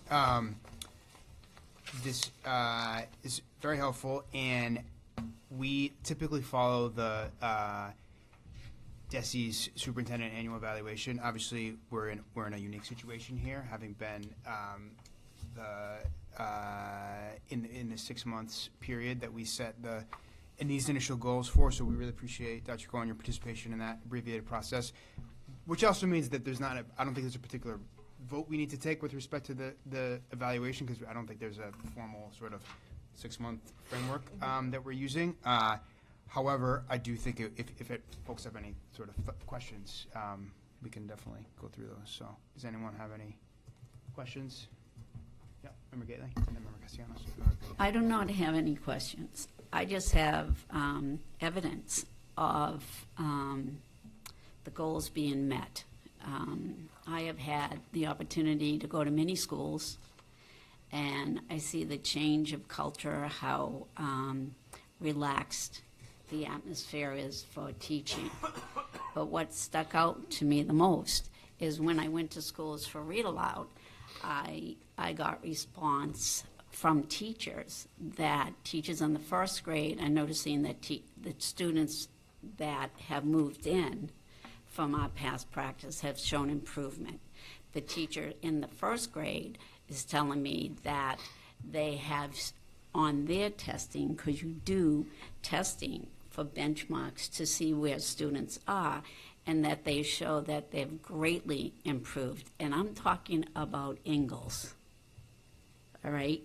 I'm talking about schools that have struggled and that are working very hard and diligently, and they just absolutely show and demonstrate. Sisson, same thing. Okay, Druids, I didn't talk to a lot of teachers in Druids, but the results speak for themselves. And I recall when you first came on, your number one goal was to move us out from the bottom, to at least bring us up. And I really feel, I don't know about the rest of the committee, but I really feel that you have done that, and I can't thank you enough, because I really feel that our schools are moving in the right direction, and I think we'll continue to do that. Thank you. Thank you. Thank you. Member Gately. Member Castellanos. Dr. Cohen, I want to say thank you for your presentation tonight. I also want to thank you for being vulnerable, right, and dealing with some of the most critical questions, and you know, us as a committee, I don't want to speak for everyone else, but I know it's not easy to have to, you know, provide those level of stability points during really hard times, and you really stepped up. I appreciate you and your team and everyone else that, you know, that does work with us. I know the staff and folks in the district are being receptive of the leadership change that we are seeing right in front of our eyes, and it's unfolding clearly. I do ask if it's possible. I know our strategic plan, I know we put a lot of work into that process. I'm hoping that we'll be able to have that in front of us as well, part of the next series of, I guess, you know, as we set priorities and planning, and obviously digesting our performance metrics, right? Well, how we see and evaluate that is, I'm familiar with the strategic plan, which we just went through, but also there's changes in those plans. I reviewed the plans myself, and it looks like you probably already are aware that we probably should have a conversation as a whole, right, to talk about those initiatives and those priorities. Yeah, absolutely. Shift it. I'm glad that you asked. So we have not moved away from the original 5-year district strategic plan. So I want to be ultra clear about that. The voices, that planning came from all of the stakeholders in the Lynn Public Schools community. Those are still in place. What we're doing now, we're 2 years into that 5-year plan, and a lot has changed in those 2 years. So by the end of this June, we will have what we're calling a skinny district strategic plan. So where are we in the last 3 years from that original 5? So what have we accomplished, and where are we heading? Where are we putting our efforts? What's different, though, is what Member Gately is talking about. The district strategic plan did not drill down to the annual measurable marks that we need to hit to move schools out of the turnaround. And so this year, we're implementing a district improvement plan that is entirely focused on the instructional core and creating uniformity and stability in 3 systems. It's not as complicated as it sounds.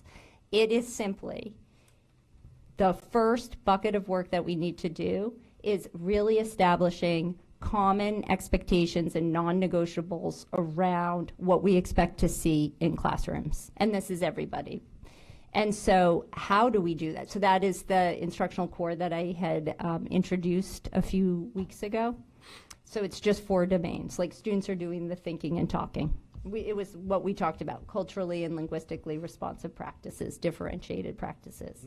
So our district strategic plan, our district improvement plan supports priority 1 of the district strategic plan, which is strengthening the instructional core. And what we're going to do is really measure that in real time. What we're modeling for our school improvement plans is to create a plan that is very tangible, that it's like we're going into classrooms, we're going to see this much improvement in classrooms over 1 school year. So that's system 1. System 2 is professional learning. So if we're asking our teachers to improve their practice, then system number 2 has to be that adult learning system. So then what are we doing to support adult learning for teachers on the job? And then system number 3 is progress monitoring, data analysis. How are we measuring that we are supporting schools to be able to move students? So when you see the district improvement plan, the onus is on us. The school improvement plans, they say, okay, what do we do to support our teachers, to support our students? But it all falls under the district the district strategic plan. So it will make sense to you when you see that connected. We have like a crosswalk. Okay. Yeah. Great, thanks. Member Pena. Thank you, Dr. Cohen, for the presentation, and thank you everyone else, your team. You guys done an amazing job in the middle of a transition, and especially going through such a a budget process. I can't wait to do it again. No, just kidding. On one of your slides, I think it was the 4th page in the slide. I would like to have that because I like this. I'm trying to say, even with my glasses, it's so small print. I don't know. Your DSP walkthrough, your tool draft that you use. Oh yeah. Mm-hmm. And I'm curious. How are you? Did we have this data yet? For Yes. how our multilingual learners are doing, right? Yep. And where are they with efficiency with reading and learning? Do you have that data? Yeah, so what we're using is in our district improvement plan, we're using, though you're talking about the snapshots, I don't know why the screen's not working. It's just not kicking in, but you're talking about the data. Your tool chart that you use. Yes, I like exactly, that. exactly, this one. there. Yeah, okay. So what we're going to show you, we've already created, so I can just kind of show it to you like this, but so we have created a walkthrough tool to capture the instruction that's happening in the schools, right? Yeah. And so what we're doing is we measured it according to no, it's not present, not yet. We see it sometimes. Okay. And what we want to get to is Where the we wanna mostly and always, right? Yeah. And so this chart that we're going to present to you is across all of the schools, 121 classrooms, what instruction looks like. And so what we're trying to do is move the best practices, increase best practices more continuously. And that's exactly what we're measuring. And then when we take that data, we're measuring it across the district. Each school is measuring it in their own school. And then they are targeting who needs the support in particular areas. So we're going to be ultra-focused and strategic in that. Now, are you targeting through grade levels or schools? Yep. Okay. Mm-hmm. Yeah. So at our level, it depends. They're still building their each data. department and each school is still building their improvement plans. But for example, I know that our special education department has been looking at 4th grade specifically because they have identified that as a pivotal grade year for improvement. So they're going to put more. They're going to put more resources into that area. We, as a district, are looking at ELA and math across the district, right? Because we really need to focus there, and that will support, literacy skills across the board will support other content areas. But yes, it's sort of contextualized based on the leadership in the department and in the schools. All right. Mm-hmm. Thank you. Yeah, thank you. For everyone. For your work. Member Ortiz-McGrath. So I have a lot of thoughts, but they're good thoughts. So first and foremost, I want to thank you, Dr. Cohen, for your leadership, and I want to thank your cabinet for the work that you've been doing. It's promising to see the percentages that we're seeing, and I know that progress takes time. Things that I really appreciate is just your tiered response to the improvement plan. We know that sometimes we can roll out many initiatives and that can throw off folks. So I do appreciate your intentionality and being so thoughtful, and knowing that you want to learn something and you want to do it right before you move on to the next. So that's something that really, stands out to me. And it's important. Leadership starts at the top, right? And we know that you set the foundation. So having a strong team to be able to lead this work in a district this size is a big undertaking. And you're really doing that work. So I really do appreciate that. You've inherited some challenges, and it's not easy. So, sometimes folks want to see a quick turnaround. I want people to really understand the level of work that it takes to turn around a school. And it is not easy, right? It's not easy to turn around a school. It's not easy to turn around a district. So being able to do that work, for me, I think what I really appreciate the most is the shared ownership. It is a shared responsibility. Not only lives within your cabinet, but lives within your school communities. So being able to ensure that our front of the line stakeholders, our teachers, our students, our families, to be a part of this level of decision-making process. And I'm part of the FACE Council, and and I've been, I sit in those meetings, and I see the excitement when it comes to the planning. So I'm really excited to see, what PD looks like for the improvement plans. I'd love to see a sample PD for administrators. I'd love to see a sample PD for educators within that space, just to be able to get a better understanding of what's being rolled out, and how we're meeting those marks. I love the walkthrough tool. I'm a huge fan of it. I think it's needed for alignment and consistency. We know that developmental levels look different, but there should be alignment and consistency in those look-fors. And we know that we want our students, right, when we think of portrait or a graduate, what do we want our students to leave with? What tools do we want them to leave with? That needs to start at the pre-K level, and it needs to align. So I just wanted to share that level of appreciation in the work that all of you are doing, and your level of commitment. It's been really impressive. And, just to think it's been 6 months, I know a lot has happened. And just thank you for your visibility. Yeah. You are a visible leader. We see each other in a lot of spaces. And, I appreciate that because it's noticeable, and people notice that. So thank you. Thank you. Great. Thank you. All right. So we talked about setting these goals in the context of appointing now Dr. Cohen, superintendent 6 months ago, and had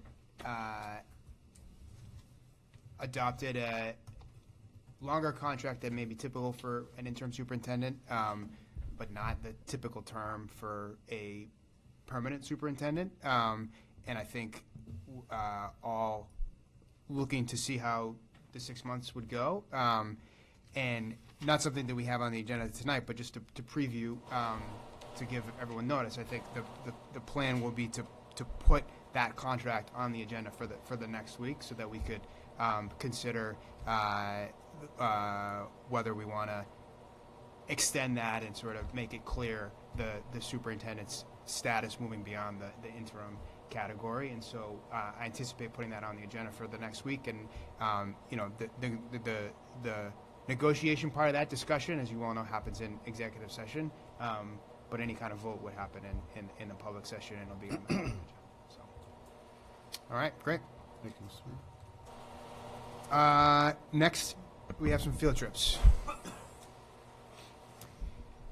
Yes, so we are requesting that you of course, yeah, approve feel better. the LVTI grade 11 and 12 students to Providence College, Providence, Rhode Island, on July 6, 2026.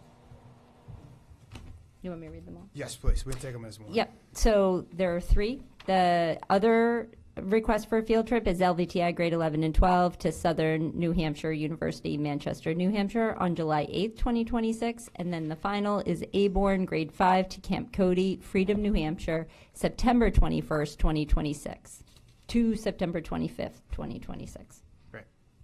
And is there a motion? Yeah, we'll get the motion made in a second, and then we'll take questions. Motion to approve the Yep. recommendations for the superintendent with these field trips. Perfect. Is there a second? Second. All right, second. Question. Question. On the LynTech field trips, under source of funds, title, how are they being paid? What title? What? Titles? Yeah, Yeah. that's So- what, it just says title, so I was just curious how they would be. Yep, I'm pretty sure it's Title IV, so it's for just extended learning. Okay. Mm-hmm. Any further questions? All in favor? I Aye. Opposed? Ayes have it. Okay, so a request to accept a donation from Camp Lion of Lynn in the amount of $500 to Ingalls Elementary for their field day. It's your recommendation that we accept? Oh, I recommend that you accept that. Great. What's the will of the committee? Is there a motion? Still moved? Yeah. Is there a second? Second. All in favor? Aye. Opposed? Ayes have it. Okay, communication. Yes. Do Communications. you want to do the highlights first, and then we'll end with my letter?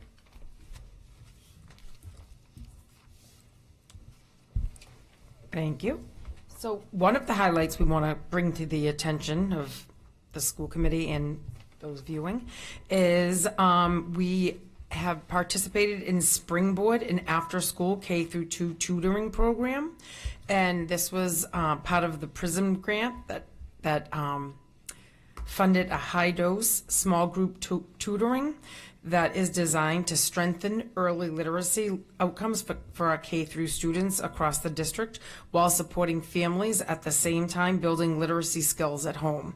The statistics that you can't see there are 834 students across 15 elementary students participated. 91 for those 834 students, they had a 91% attendance rate. And 90% of the families of those 834 students participated in the family workshops. 73% of the K through 3 students who participated met their DIBELS-based growth goal at the end of the program. So we're very excited about that partnership and those results for our students. I'd also like to celebrate recently the Sue Anderson Elementary School hosted a successful family night program that brought students and families together for an evening of hands-on learning. Families enjoyed interactive games and puzzles, engaging in math activities that encouraged artwork, problem solving, and creative thinking. And many other schools are doing that as well. In fact, tonight, Druitt's and Sisson were also having family nights. So it's just that time of the year that after testing is over and we're doing some celebrating with families and family engagement. So thank you. I want to highlight our grade 8 and 10 civics projects that went on recently. Many of you got to see them live and in action. All of the different schools hosted their own events and sent students forward to be part of the showcase at LVTI, which took place on May 15th. And we had some winners coming out of that, and Assistant Director Tobacco wanted to make sure to thank all of the committee members who came, who were either judges, to the mayor, and to representatives, Crichton, and everyone else that was willing to come, teachers, staff members that devoted their time and energy to being judges or just coming to cheer the kids on. And these were our winners that came forward at the middle school level. Breed teacher Jacqueline Robichaud, and the students' focus was Pathways to Citizenship. LVTI Discovery had 2 groups, 2 different teachers, teacher Carrie McManus and teacher James Wilson, and their focus was the LPS lottery system for LVTI and constitutional rights awareness. And at Marshall Middle School, teacher Austin Villalobos under correction. And for our high school, we had a team from FDCA, teacher Riley McClintock, and they did one on the LPS budget where they interviewed the superintendent. Another very interesting one I got to sit in on. Lynn Classical, teacher Charles Orrell had more affordable housing in Lynn as their topic. And 2 groups from LVTI, teachers Angelisa Cole and teacher Jade Mahoney-Henry, had artificial intelligence and how it impacts you, and hygiene kits in schools. And Assistant Director Tobacco asked that you keep your highlights out because June 5th, they'll be competing next Friday in the state competition, and so we hope to have more information to come back to share with you all. I'm really excited for them. Okay, so we conclude with the superintendent's report. You have a department update that's richer thicker than what I'm going to read, so I'm just going to elevate a few for people watching. This is an extraordinarily busy yet immensely exciting time of the year. First and foremost, we are looking forward to honoring our graduates next week. High school graduation is a defining moment in our students' lives, and we want to make sure we properly celebrate the achievements of the class of 2026.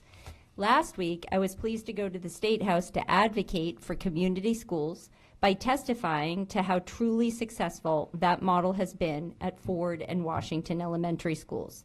It is our hope that the community schools program will expand across the state, especially in gateway cities like Lynn. We are exploring the possibility of inviting a third school into the community school program, provided there is appropriate grant funding. I'd like to publicly thank the United Way for being wonderful partners in this work with us.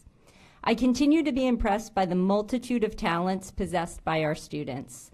Last week, I was pleased to attend the 70th anniversary celebration of the Ganis Foundation, which has awarded almost $2.7 million in college scholarships since its inception.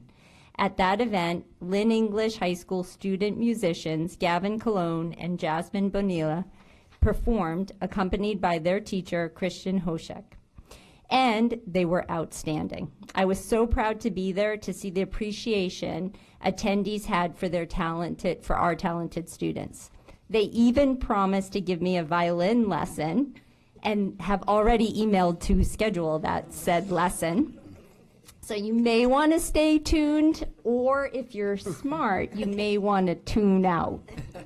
I want to congratulate the students and teachers at Breed, Marshall, and LVTI who had their civics projects, which we just celebrated here. And as Deputy Superintendent Gallivan said, they have been advanced to the Massachusetts Civics Showcase in Boston on June 5th, so we'll be rooting for them. And additional congratulations to our drama department. Marshall was awarded the gold, Pickering was awarded the bronze, and Breed was awarded the bronze at the Massachusetts Educational Theater Guild. So that is quite an accomplishment. That's a good example of the PLCs, because those drama teachers work together and they have had huge student success. So this report is filled with news about our students and teachers earning accolades at the local, state, and national level. It should make all of us feel proud. I know Shannon Bansfield made an excellent presentation at the last meeting about our new LPS logo and the new website that we will be launching in less than a month. We're excited for these initiatives and that they will enhance our overall communication efforts and connections with staff and families. As we head into the final stretch of the school year, I want to acknowledge the extraordinary, dedication of our educators, staff, families, and community partners. Their commitment ensures that our students continue to learn, grow, and thrive every single day. Over the coming weeks, we will celebrate milestones and reflect on accomplishments, and we will begin to prepare for an even stronger year ahead. The hard work seen in our classrooms and the many recognitions highlighted tonight reinforce what we value most, that every student in Lynn deserves the very best opportunities that we can provide. Thank you to the school committee for your continued support and leadership, and thank you to the entire Lynn Public Schools community for all that you do to make this district a place where excellence is both expected and achieved. I look forward to ending this year on a high note and to all the exciting work that lies ahead. Thank you. Thank you so much. Thank you.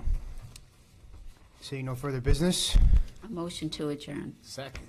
All in favor? Aye. Good evening. Adios.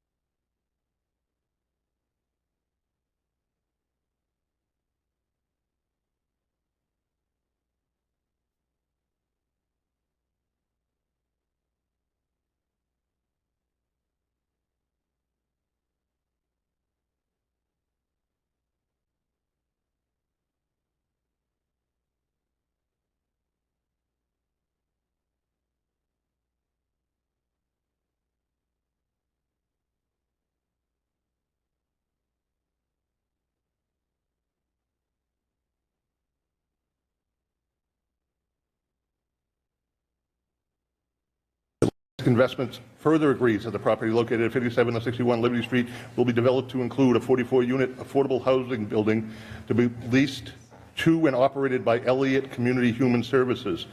The acceptance of the land agreement shall be subject to the approval of the Law Department. Further ordered that the mayor be authorized to execute any and all documents required by the Law Department to accept and effectuate the above referenced land development agreement, including related deeds and documents to be filed with the Essex County Registry of Deeds. Thank you, Attorney Lamanna and City Clerk. Does the committee have any questions or any comments? Councilor Pierre? I have more of a comment and concern, and maybe it can be addressed by Mr. Smith, who's from the mayor's office. I see him in the audience.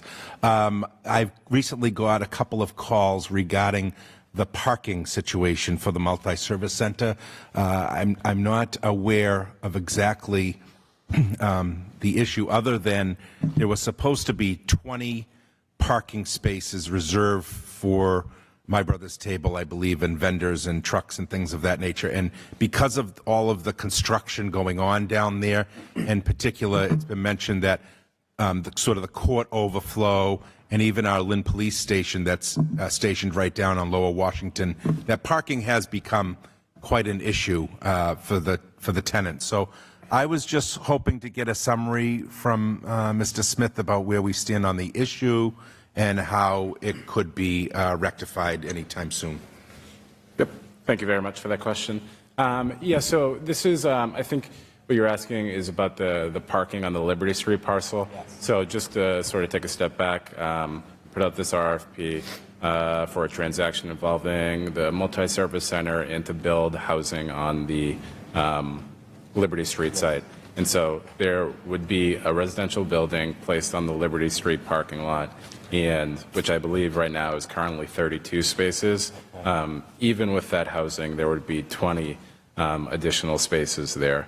And I think there has been a concern raised around the shared sort of parking usage of it. And I've had a few conversations with My Brother's Table about it, and do understand that there are parking challenges and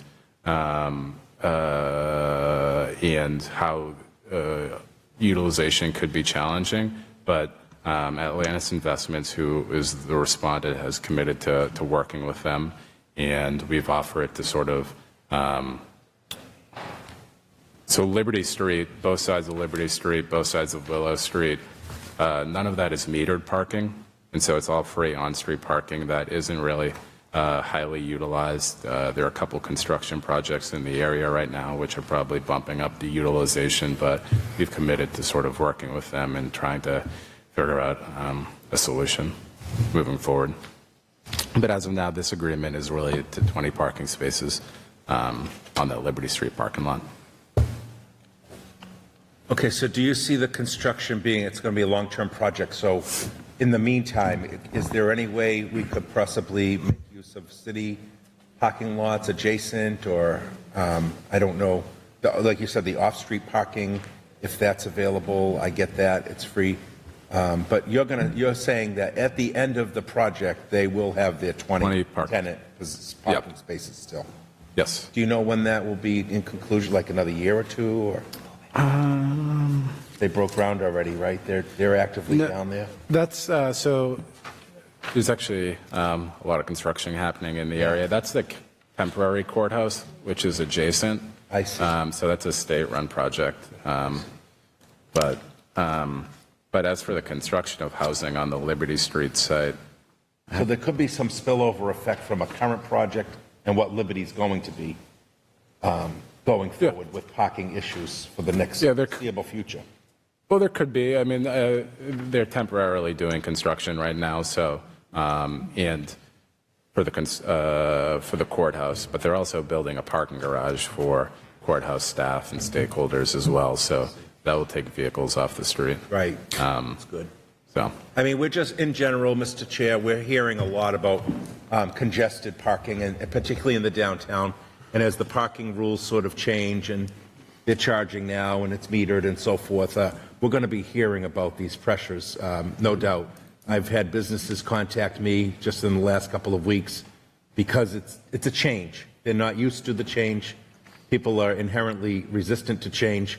So I think we have to provide as many alternatives as we possibly can without hurting people financially, without, not trying not to limit their proximity to where they're trying to get to and so forth, make them walk, quarter of a mile, half a mile to get destination. So these are the things percolating, and it was just came to my attention just today, in fact, someone called about the use of the parking. So maybe it's a spillover effect from the current construction program, maybe a project, maybe it's going to happen again with the Liberty Street project when that is in full force. I think we just have to be more aware and nimble about this issue, because downtown parking has always been an issue, but in particular, it kind of calmed down the last decade, but now it's rearing its ugly head again. I don't know if it's a good problem, a bad problem, but so many people are trying to park and so forth, and there's no space for them at various times in the city, particularly in the downtown. So I'm not coming with a solution, but I'm trying to think through possible things to alleviate the concerns and pressures of the community who's reaching out to us, whether it's municipal parking lots, making sure enforcement so that people who are on the job during the day are not parking where they should park, as opposed to just finding the most convenient spot. So I hope that we can relay this message before I can support and sign off on the big project here, the agreement, the RFP. I would like to see that handled a little better. Yep. No, I agree with that assessment about the parking challenges. Yeah. It is, there are sort of a lot of trade-offs here in the central business district, and we have businesses, we have residents, we have institutions, and I do want to take a step back here that this RFP went out in January. I remember, I think you had some additions that we made to the RFP, and we included those. Yeah. It ended, the deadline was in February. We requested more information. We came back with a draft development agreement. The council did not approve that agreement, but tentatively awarded the bid. Yeah. And we have now sort of negotiated and finalized that agreement, and that's what we're asking for here. Parking is a challenge in the CBD, but I would like to note that this is in the sort of the edge of the central business district. I have parking utilization counts and data that show that up and down Liberty Street, up and down Willow Street, particularly in this area, is not as highly utilized as an Oxford Street, as a Monroe Street. And what we've committed is to continue working with all parties, my brother's table, Atlantis Investments, to see if there's opportunities for parking in the municipal lots. But thank you. I want to go to Councilor Meany. Mr. Smith, just for the folks. Councilor Meany, sorry, if you don't mind getting closer to the microphone, so the people who are watching us. The folks at home, when do you tentatively see this project completing? Project, you mean the development of housing or this transaction? Like all done, just ready to go? Of course, we're not trying to hold you to a date, just to get the idea for everyone at home. So this was in the original proposal, the length of construction. I think they said it was about a year-long construction project for housing on the Liberty Street site. So about 12 months from when they get going? Okay, thank you. That's all I wanted. Councilor Avery? Yeah, Mr. Smith, thanks for being here. Thanks for answering our questions. It's great to see that they'll have 24-hour security and security personnel. I eat a lot in downtown, and it's been becoming more of an issue of people hanging out in that area and around that area. In the past few weeks, a few advocates and a few other organizations have talked about warming and cooling centers across our city. And I think one of the things the mayor's office mentioned was that this new facility could be possibly used for cooling and warming centers to help support in those times. I don't see anything in here that would allow or say that it's preferably able to be used as a warming or cooling center for those who might not be experiencing homelessness but might not have heat or et cetera. I'm just curious if that's still part of the plan here. Is it something in language that should be added in here or not? I just want to make sure that it's definitely going to be allowable use if needed, and that comes arise across our city as an issue. I'm unfamiliar with the plans for warming, cooling. I think you might be referring to the Lynn Shelter Association, their new facility that's across the street, privately owned and not the subject of this development agreement. Perfect. Thank you. Any other questions from the committee?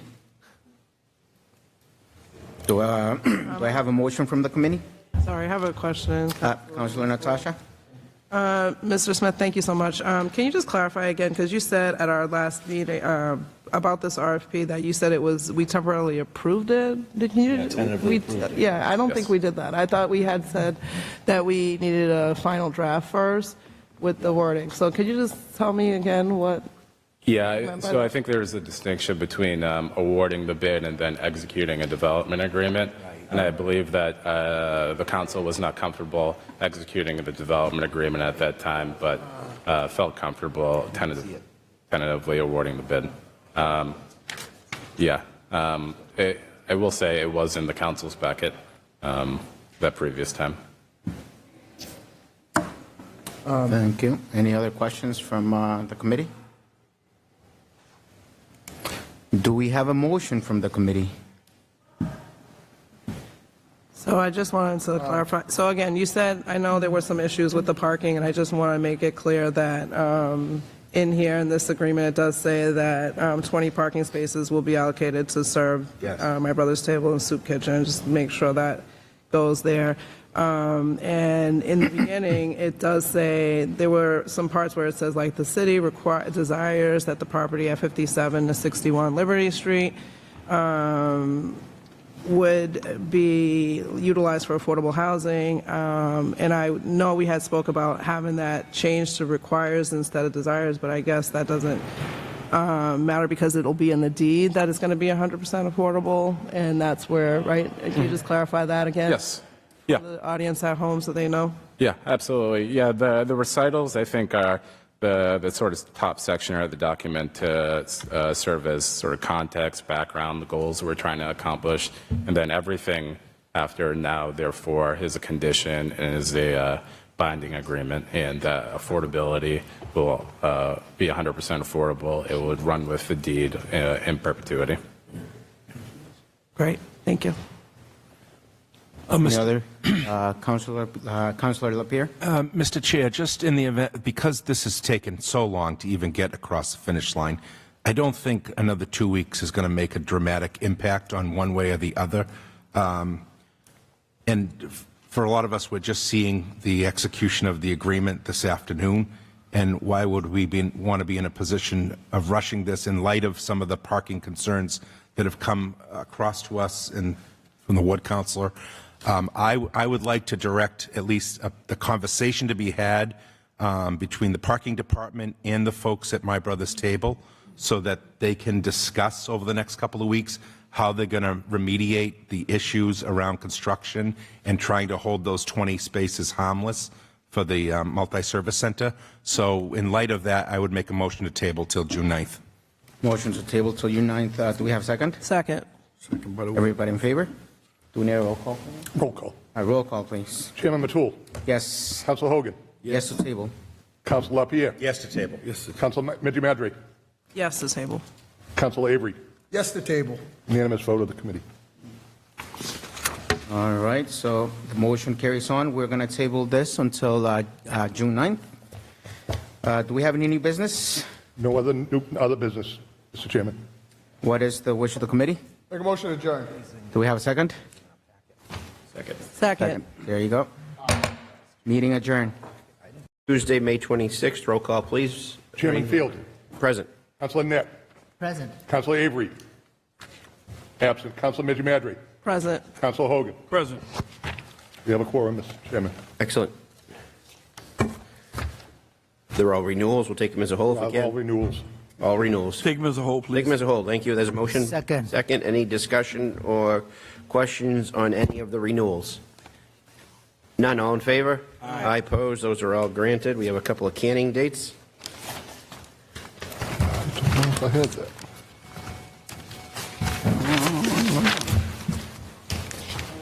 Hold on a second, I'm sorry. Canning Lynn Tech football boosters, adults only, July 10th, 11th, and 12th, 2026. Lynn Tech cheerleading, adults only, July 24th, 25th, 26th of 2026. What's the wish of the committee? Motion approved. Motion approved. Second. Any discussion on either of those? None. All in favor? Aye. Opposed? Those are granted. Any other business? No other business. No other business. What's the wish of the committee? Motion adjourned. Motion to adjourn.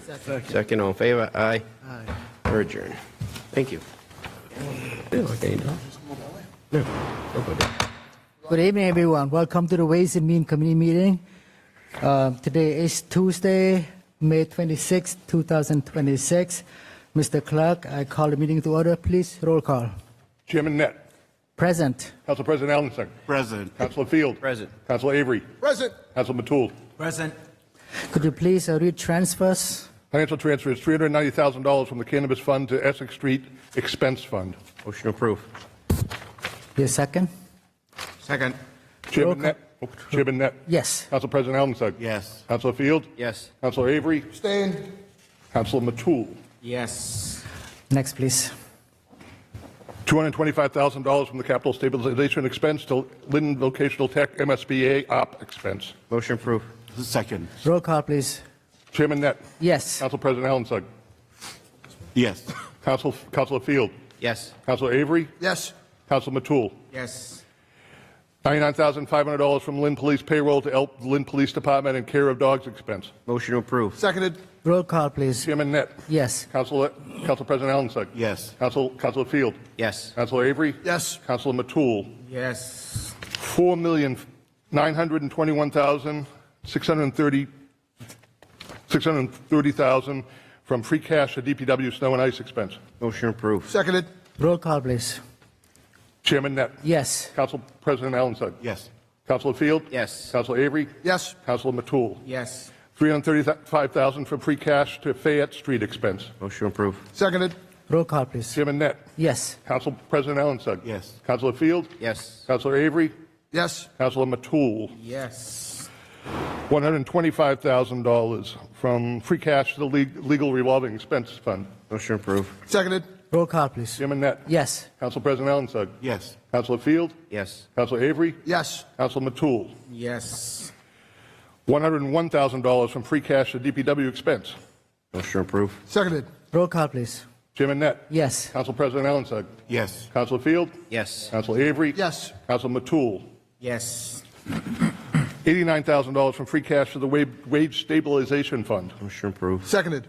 Roll call, please. Chairman Net. Yes. Council President Allenson. Yes. Councilor Field. Yes. Councilor Avery. Yes. Councilor Matul. Yes.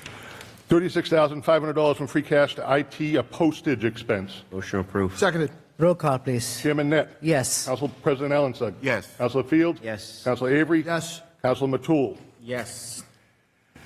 $17,500 from free cash to ISD HVAC expense. Motion approved. Seconded. Roll call, please. Chairman Net. Yes. Council President Allenson. Yes. Councilor Field. Yes. Councilor Avery. Yes. Councilor Matul. Yes.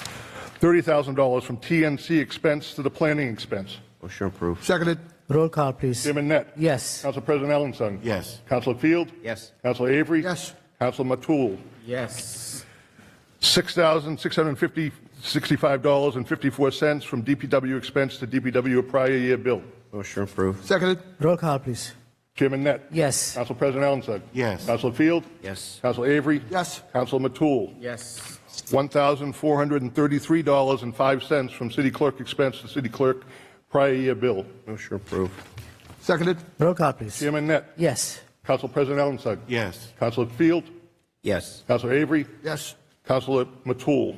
Yes. Certified, please. $300,693 to the Community Development Department for the summer youth job works. Motion approved. Seconded. Roll call, please. Chairman Net. Yes. Council President Allenson. Yes. Councilor Field. Yes. Councilor Avery. Yes. Councilor Matul. Yes. $599,500 to Linda School Department for the FY26 Mass CEC Youth Equity Workforce Program. Motion to approve. Seconded. Roll call, please. Chairman Net. Yes. Council President Allenside. Yes. Council Field. Yes. Council Avery. Yes. Council Matul. Yes. $19,400 to the Lynn School Department for the FY26 Building EC Partnership FC6 112 program. Motion to approve. Seconded. Roll call, please. Chairman Net. Yes. Council President Allenside. Yes. Council Field. Yes. Council Avery. Yes. Council Matul. Yes. Controller Spencer. Regretfully, it's time of year that we are definitely going to need emergency. Motion for emergency on all. Okay. Roll call all for emergency for all, please. Chairman Net. Yes. Council President Allenside. Yes. Council Field. Yes. Council Avery. Yes. Council Matul. Yes. Great. So, any new business? Council orders. That's the order. There's one council order on this, on the agenda. Oh. There's an updated agenda.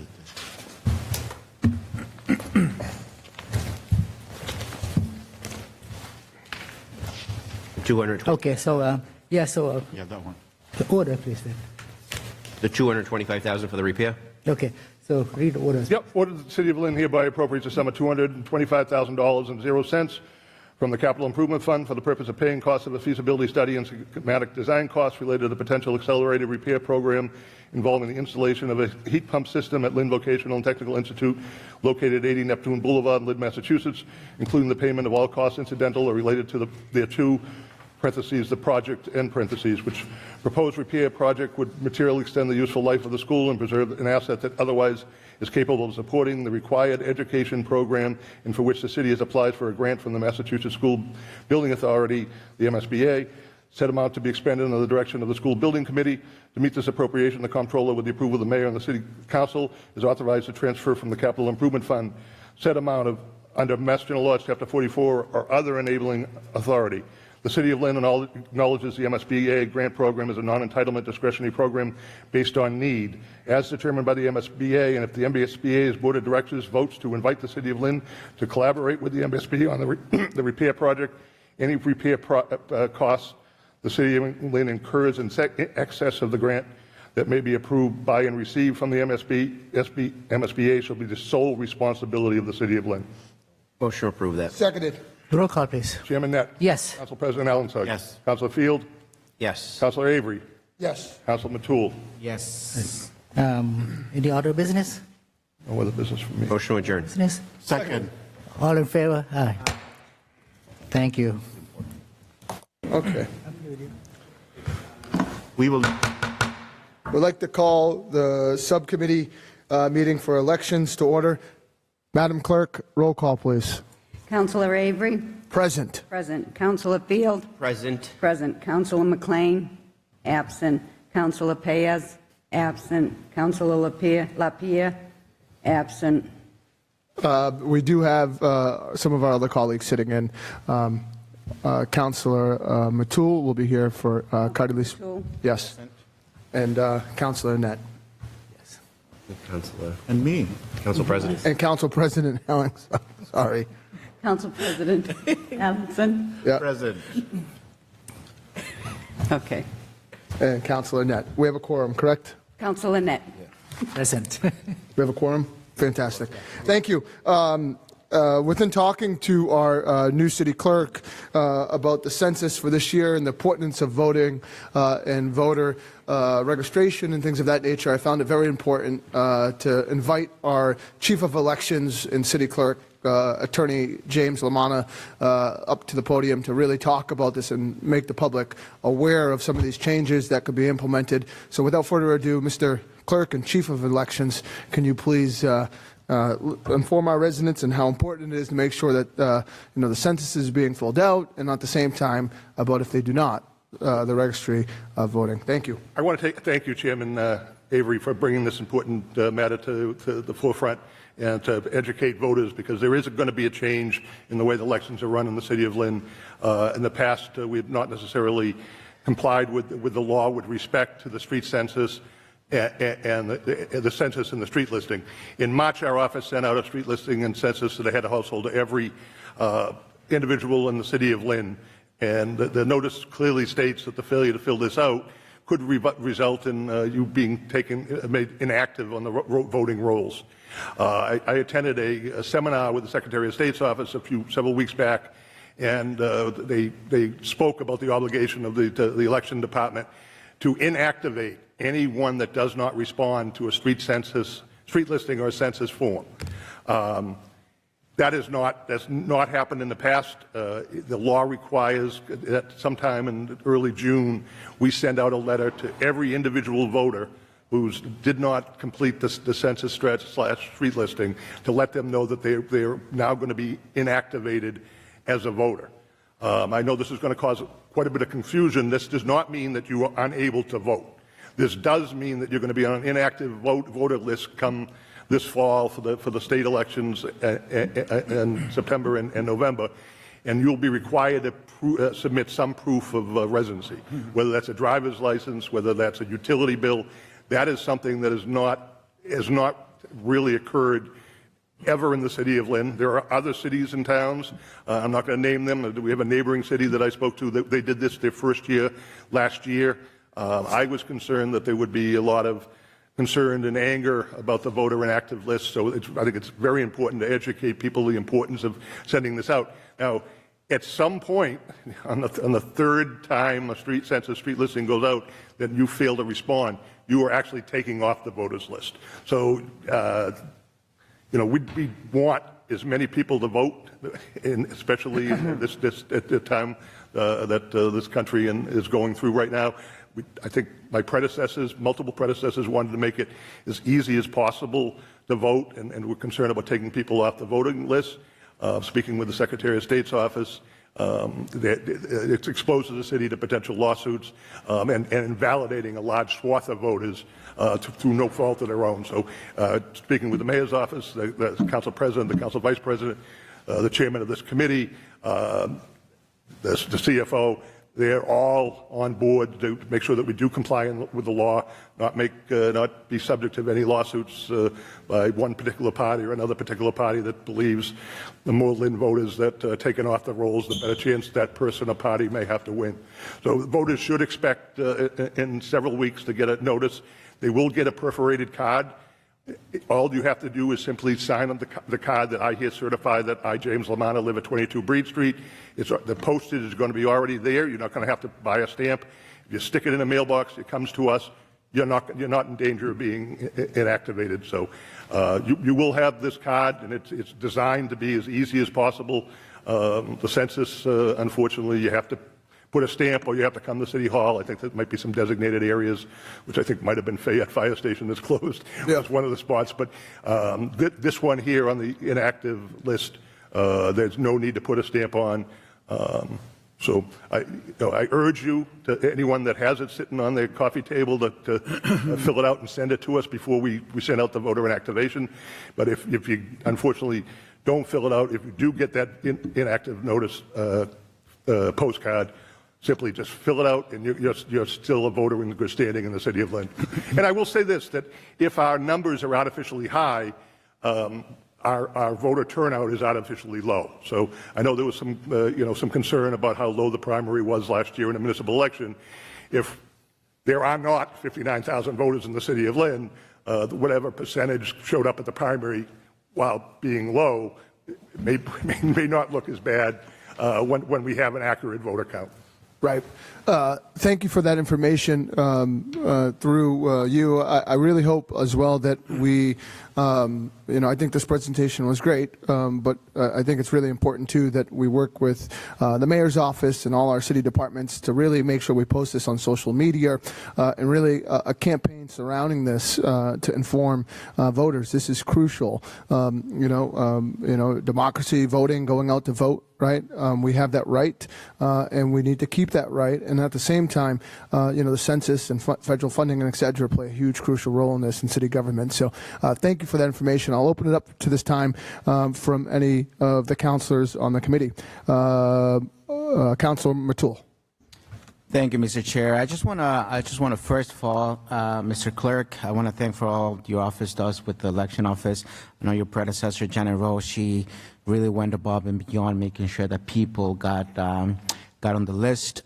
And can we expand this a little more? And like Chair Avery said, having a campaign around it. I know the city has the texting program where they can text everybody. They have the newsletter. They have social media. And at this point, I haven't seen any of that. Is that something that we can expand into? I think this was the kickstart of it off. I mentioned it briefly during the budget hearing last week, but I knew that Chairman Avery wanted a dedicated night of the Election Commission to really kickstart it. I have been in conversations with Ms. Vong in the mayor's office, who intends to do some social media on the City of Lynn website. Expect an article in at least the item, but perhaps a journal. And once that messaging is put out, I encourage all the councilors to use their social media accounts that have been quite effective to get out, whether it's park cleanups or snow parking bans. I find that may be the most effective way to reach the community. And I do want to just echo, and great point, Mr. Clerk and Chief of Elections. This was a discussion that we came across, I think, when the legislation and the law came down and we were just chatting and, made sure that we want to get right to it. So I think it's been a good start, and I have no doubts that it'll continue to be a well campaign throughout our city, through us individually, the mayor's office, your office, et cetera. So thank you. We'll move over to Council President. Thank you, Mr. Chairman. Jim, when you first told me about this, when we first sat down, I was shocked. This is serious and important. And, when we were talking about budget and how much the city could pay for all of this mailings, and we were looking at different figures, and I was like, oh my gosh, I realized that when we ran, we had our own mailings, and it's not that much. We could strategize it, but what I'm saying is that I just hate that, I don't want to use the word hate. I don't like the idea of Lynn not being compliant. We should be compliant. And we should educate residents about anything and everything. Because not everybody's on Facebook. Not everybody's online. So I'm glad that you're working on this, and I'm glad that this is happening. And our residents have that responsibility to act. Because if they don't, we did everything possible to disseminate information. And I want to take this opportunity to, I was speaking with former Mayor McGee over the weekend, and he praised my predecessor, the job that she did with the 2020 census during COVID was truly amazing. I believe this is the first time Lynn has had a true census. When we were back down at around 90,000, I think everybody in this room would say we have much more than 90,000. She oversaw a tremendous community outreach program in order to reach as many homes in the city to get a true and accurate count, which will affect the federal funding that we get moving forward for the next 2030 for the next census. Well, she's here all the time when everybody's not coming to. That's how dedicated Janet Rowe is. Yep. So it's a no-brainer. So thank you. Next, we have a next question from Councilor McLean. Well, thank you, Chairman. I was just wondering about how to get in touch with the election office, because I know a lot of us have, as council members, we are also community organizers, and we all have various events. How do we get in touch with the election office, or who is the contact for someone to come and table at something and register voters or get information out about voting? Sarah Bullock is the election coordinator in my office, but I have a tremendous staff, Sarah, Deb Rowe, and Anna Morales. I'm the head of the department, so feel free to reach out. I can say with these nomination papers in a statewide race, I've seen other local advocates that may reside in Salem or Beverly dropping off paperwork, and I'm proud to say what I ask is how is the turnaround? Do you find how our office is doing? Routinely, I'm told that we're one of the best, quickest, fastest election offices in certifying records. When, as you all know, you want to make sure you have enough certified signatures to make the ballot. And the more time that you have, you're at you're a counselor, you need 100, and you're only at 88. you might want to spend the weekend and get signatures. But I'm very proud of the staff I have, and I think you'll find them very responsive. Thank you. So Sarah Bullock, we can reach out to if we would want your email someone or to table phone. from the election office. Yep. Yes. Okay, thank you. And I also want to commend the office on using robocalling. Again, this past election season, people received calls and were left messages about making sure they got out to vote. So I was really appreciative of that. In my understanding, the mayor's office, I think my predecessor was advocating for that, and the mayor's office gave the green light to that robocall. Fantastic. Thank you. Any other questions from the committee? Councilor Matul. Thank you, Mr. Chair. So when is the deadline to finish the census? The letter is supposed to, the inactivation should go out it's actually by law, it's June 1st. But speaking with my other city clerks, because everybody typically uses one of the two larger mailing companies that produce these postcards, it's not uncommon for the letters to go out in the middle of June. So I know, speaking with a neighboring city, the census in an ideal world goes out in January or February. It went out in Lynn in March. I know one of the neighboring cities, it went out closer to April. So we're still literally getting census responses. I probably got a dozen or two today that people are still sending it in. At some point, there'll have to be a cutoff where we're sending this to the printer and you're going to be on the inactive list, and there may be someone that comes in the mail the day after that is sent to the printer. Unfortunately, they're going to be obligated to sign that little that smaller postcard that's part of the mailing that they'll get. Okay. Thank you. Any other questions from the council committee? Seeing none, I just want to thank Sorry, I do have a Councilor Paez. And I'm sorry if it's already been mentioned, but in Ward 5, there are a lot of senior residents, particularly in senior resident buildings. I wonder if it would be possible just to have regular conversations with those folks, because I know they've also expressed concerns in terms of being able to physically get to voting locations, or in previous elections, like they haven't necessarily had the information to request mail-in ballots or have expected them to come.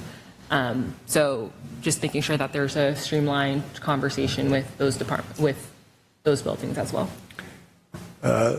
Janet Rowe was kind enough to give me detailed instructions.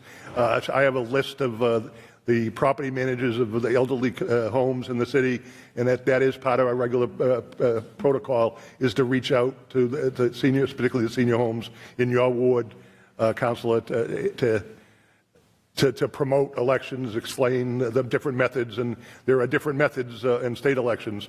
You'll always have the ability to vote by mail. You have absentee ballots. Here, we're going to have early voting on 2 occasions. So and some of that's paid by the state. Some of it is what's called an unfunded mandate. But these state elections, in particular in the federal election, those are the easiest elections to vote, just because we do get some financial contribution from the state. Thank you. Perfect. I just want to thank you again. I'm glad that we've had this conversation. We've been talking about it for a few weeks, and we're here. And I think, again, for those at home that are listening, really important that you fill out your census, you return them in a timely manner. It really helps with the federal funding. It helps with continuing to vote and not be kicked off a list and have to jump through hoops to be able to get back on there and still vote. So very important. It helps us. And Mr. Clerk and Chief Elections, thank you for all you have done and as we continue to work on this initiative. I'll entertain a motion from a committee member. Motion to adjourn. Motion made by Council Matul to adjourn, seconded by Council Annette. All in favor, say aye. Aye. Any opposed? Thank you.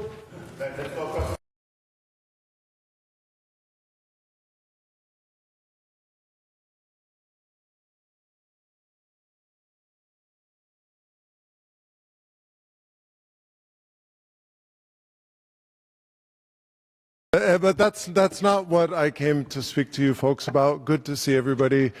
I've been walking Lynn for 20 years, walking and biking and taking the bus, and I had 3 minutes planned about how we're catching hell as pedestrians, as bus riders, as bicyclists, and then I found out you all already know.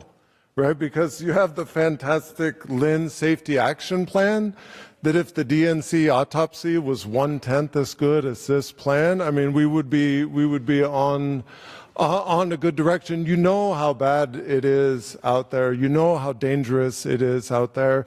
I'm an able-bodied, middle-aged person. Many of the people walking our streets are kids. You know, you see a line of kids walking and cars are going you saw the figures in that report, right? If a car hits somebody at 20 miles per hour, they have over an 80% chance of staying alive. If a car hits somebody at 40 miles per hour, those figures are about switched, right? Over 70% chance that that person is going to die. You know how many of these cars are going by at 40 miles per hour, right out here in front of us, much less if you walk to Market Basket, if you go to the beach, if you go to Stop and Shop. So I guess what I'm asking you folks to do, since you've already signed the Lynn Safety Action Plan, you've signed the Lynn Vision Zero, I'm just asking you to be bold with it, right? Take bold steps with this. Don't worry about the backlash, especially from people coming, no offense, but from Marblehead, from Swampscott, from Nahat. I don't care if they have to slow down. I don't care if you give them tickets while they're blowing through Lynn as fast as they can. I encourage you to do so. So thank you. I appreciate you guys. Thank you.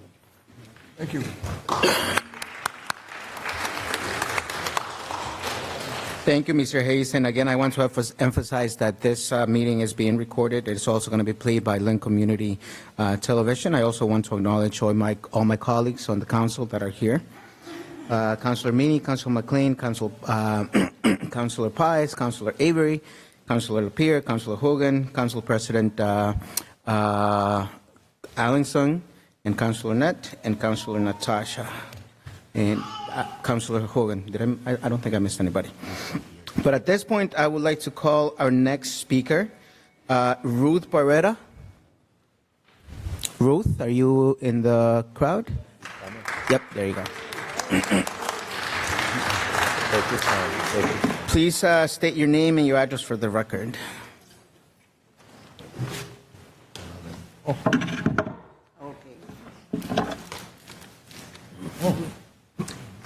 My name is Ruth Barrera. I live in 95 Nahat Street, Lynn.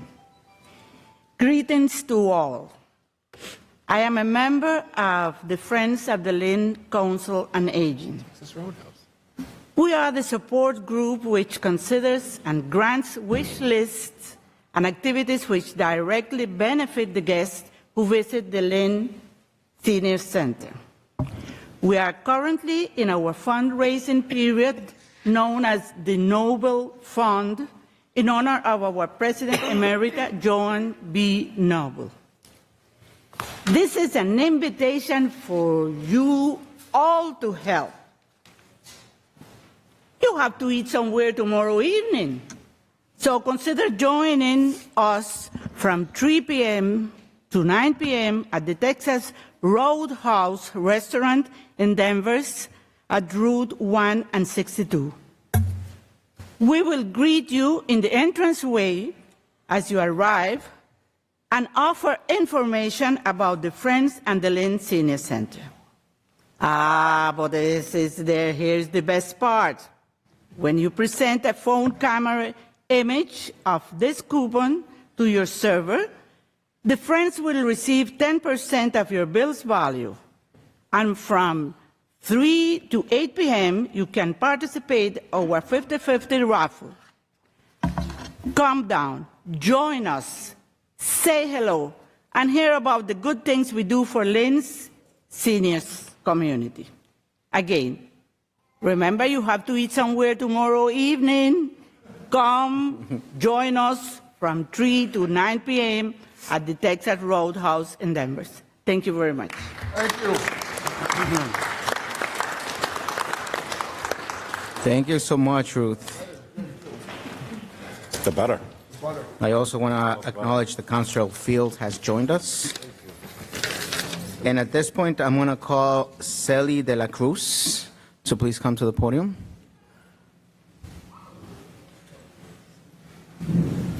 I am not, in fact, Celi de la Cruz.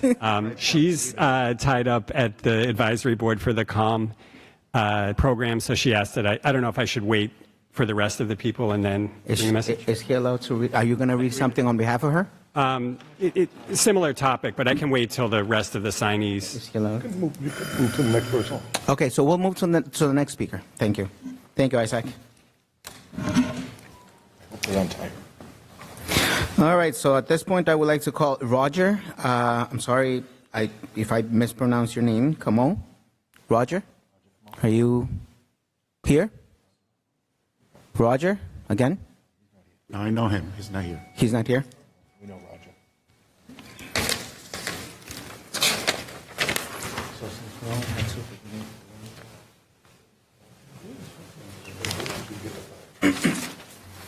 All right, so the rules of this public comment session says that we will have 5 speakers.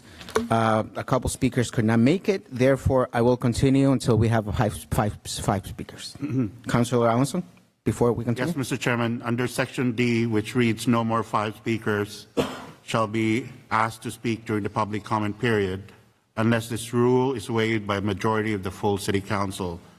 I realize upon seeing the list, there are more than the required numbers, which also explained on Section E, which says if there are still available speaking slots after the online sign-up, an in-person sign-up sheet will be available in the Council chamber on the day of the public comment.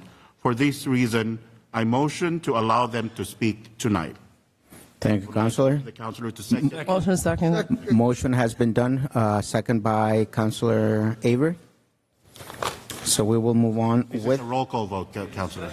Yeah, do we have a discussion? Do we need a discussion? So are we just opening this up for everybody? Is this clarification to only 2 speakers that are, since we're missing 2? So clarification, we had 5 speakers, only 2 of them showed up. The rule is that we will have 5 speakers, so we're going to open it to 3 more. However, Councilor President made a motion to allow the other speakers that have signed up to speak, and we have 4 more. So there's 6 in total. 6 in total. So that needs a roll call, Mr. Yes. So roll call, Mr. Clerk. In order for this section to pursue. Yes. So the motion was made by Councilor Allison, seconded by Councilor Avery. 4 more. Councilor Avery. Yes. Councilor Field. Yes. Councilor Hogan. Yes. Councilor LaPierre. Yes. Councilor Matul. Yes. Councilor McLean. Yes. Councilor Meany. Yes. Councilor Medjugorje. Yes. Councilor Net. Yes. Councilor Paez. Yes. Council President Ellensag. Yes. I'd just like to remind the following 4 speakers that have signed up. Remember, you only have 3 minutes and you gotta follow the rules. So now I'm gonna call Alma Hernandez. Is she still here? Did she leave? Alma Hernandez? Oh, there she is. Please state your name and address for the record. Muy buenas tardes. Mi nombre es Alma Hernández y vengo a pedirle ante ustedes que si nos pueden ayudar con el control de renta, porque es demasiado, que cada año nos están subiendo y subiendo la renta y estamos viviendo en malas condiciones, porque no arreglan los apartamentos. I'm sorry to cut you off. We're going to have to pause that time. ¿Alguien le va a traducir?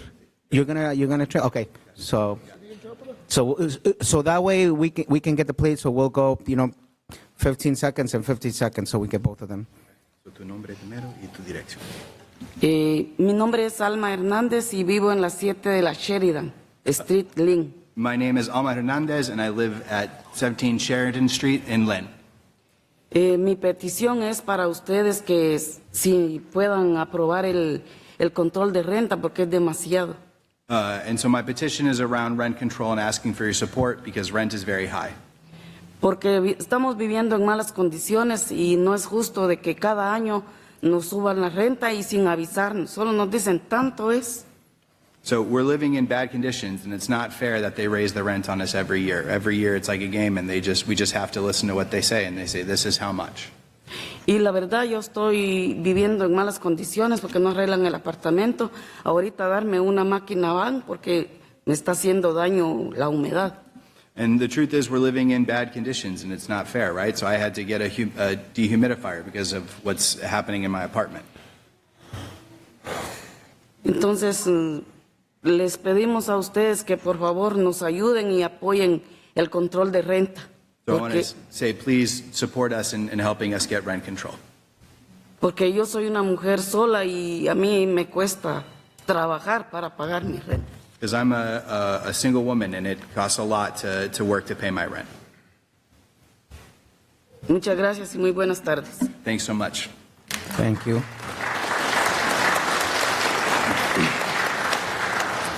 Thank you, Alma. So at this point, I would like to call Isaac Hodes. I'm sorry if I mispronounced your name, Isaac. Please state your name and address. Isaac Simon Hodes, 28 Flint Street, Lynn, Mass.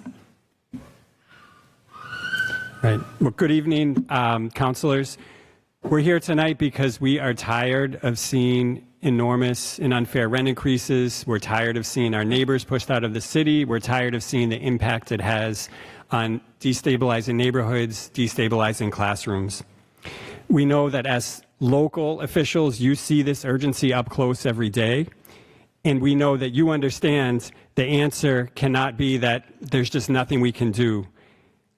And we've heard that too often in other forums, at other levels of government. Today I talked to a tenant who's fighting a $950 rent increase in an apartment she's lived in for many years.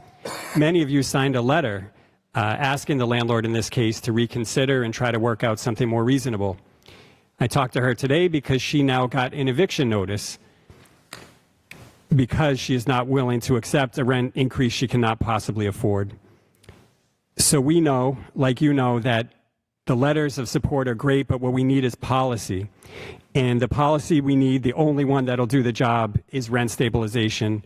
That has to come at the state level first, and we're hoping that you will make a stand and make a statement today. We know it's a little bit of a formality. I think all the councilors at large at a public forum are on the record in support, and many of the ward councilors